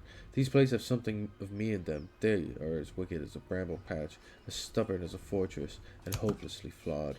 At present, removing my armor is not an option. If that ever changes, I expect the tears will tremble with the impact of my collapsing fortification. What a day that will be. What does Graven Ash think of your predicament? I expect that he doesn't not to besmirch the great general. He has larger matters to consider than one soldier's woes. Oh. How long do you think it can last? The armor hasn't shown any sign of weakening. My maintenance regimen is all that keeps it from rusting solid. Were I to stop applying oil and give in to entropy, this shell would harden to the degree that no forge master has ever seen. I think it could very well stand for as long as the old walls, with my skeleton peering out from the depths, and someday not even that. Now, that is a cheery thought. Tell me what you can do with orders can't. I can strike fear to the hearts of our enemies and protect the shield wall of my very body. What more do I need? How do you vacate your bowels? Let us say I manage and manage poorly. The parts of this misbegotten thing I can reach are better repaired than others I can. How do you take pleasure from life? Oh wait, actually talk about this fate buyer. Do you have nothing better than to know how I access my nether region for a frenzied bout of self-interest? I don't want to hear this. How do I even run far enough to avoid it? Well, I can't, and not from lack of trying. My works are inaccessible from the outside as much as I try to wear my arm in and out. I sleep of iron. I would only see this. That's funny as fuck. If you ever think of me frustrated or disagreeable, just imagine what I've dealt with since the third year of my conquest, or more accurately, what I haven't dealt with. How do you fare in water? Better to ask, how do I sink? The answer is quickly. Water passes my lips easily enough, so I care to. Okay. Before back to my armor. Let's talk about something else. Tell me about this favor. Actually, you know what? For now, let's stop. and save. I think we're gonna stop here for now, because it is 1 in the morning. So I just want to say thank you for joining, and good night, everyone. Good night. We'll do more next time. Bye.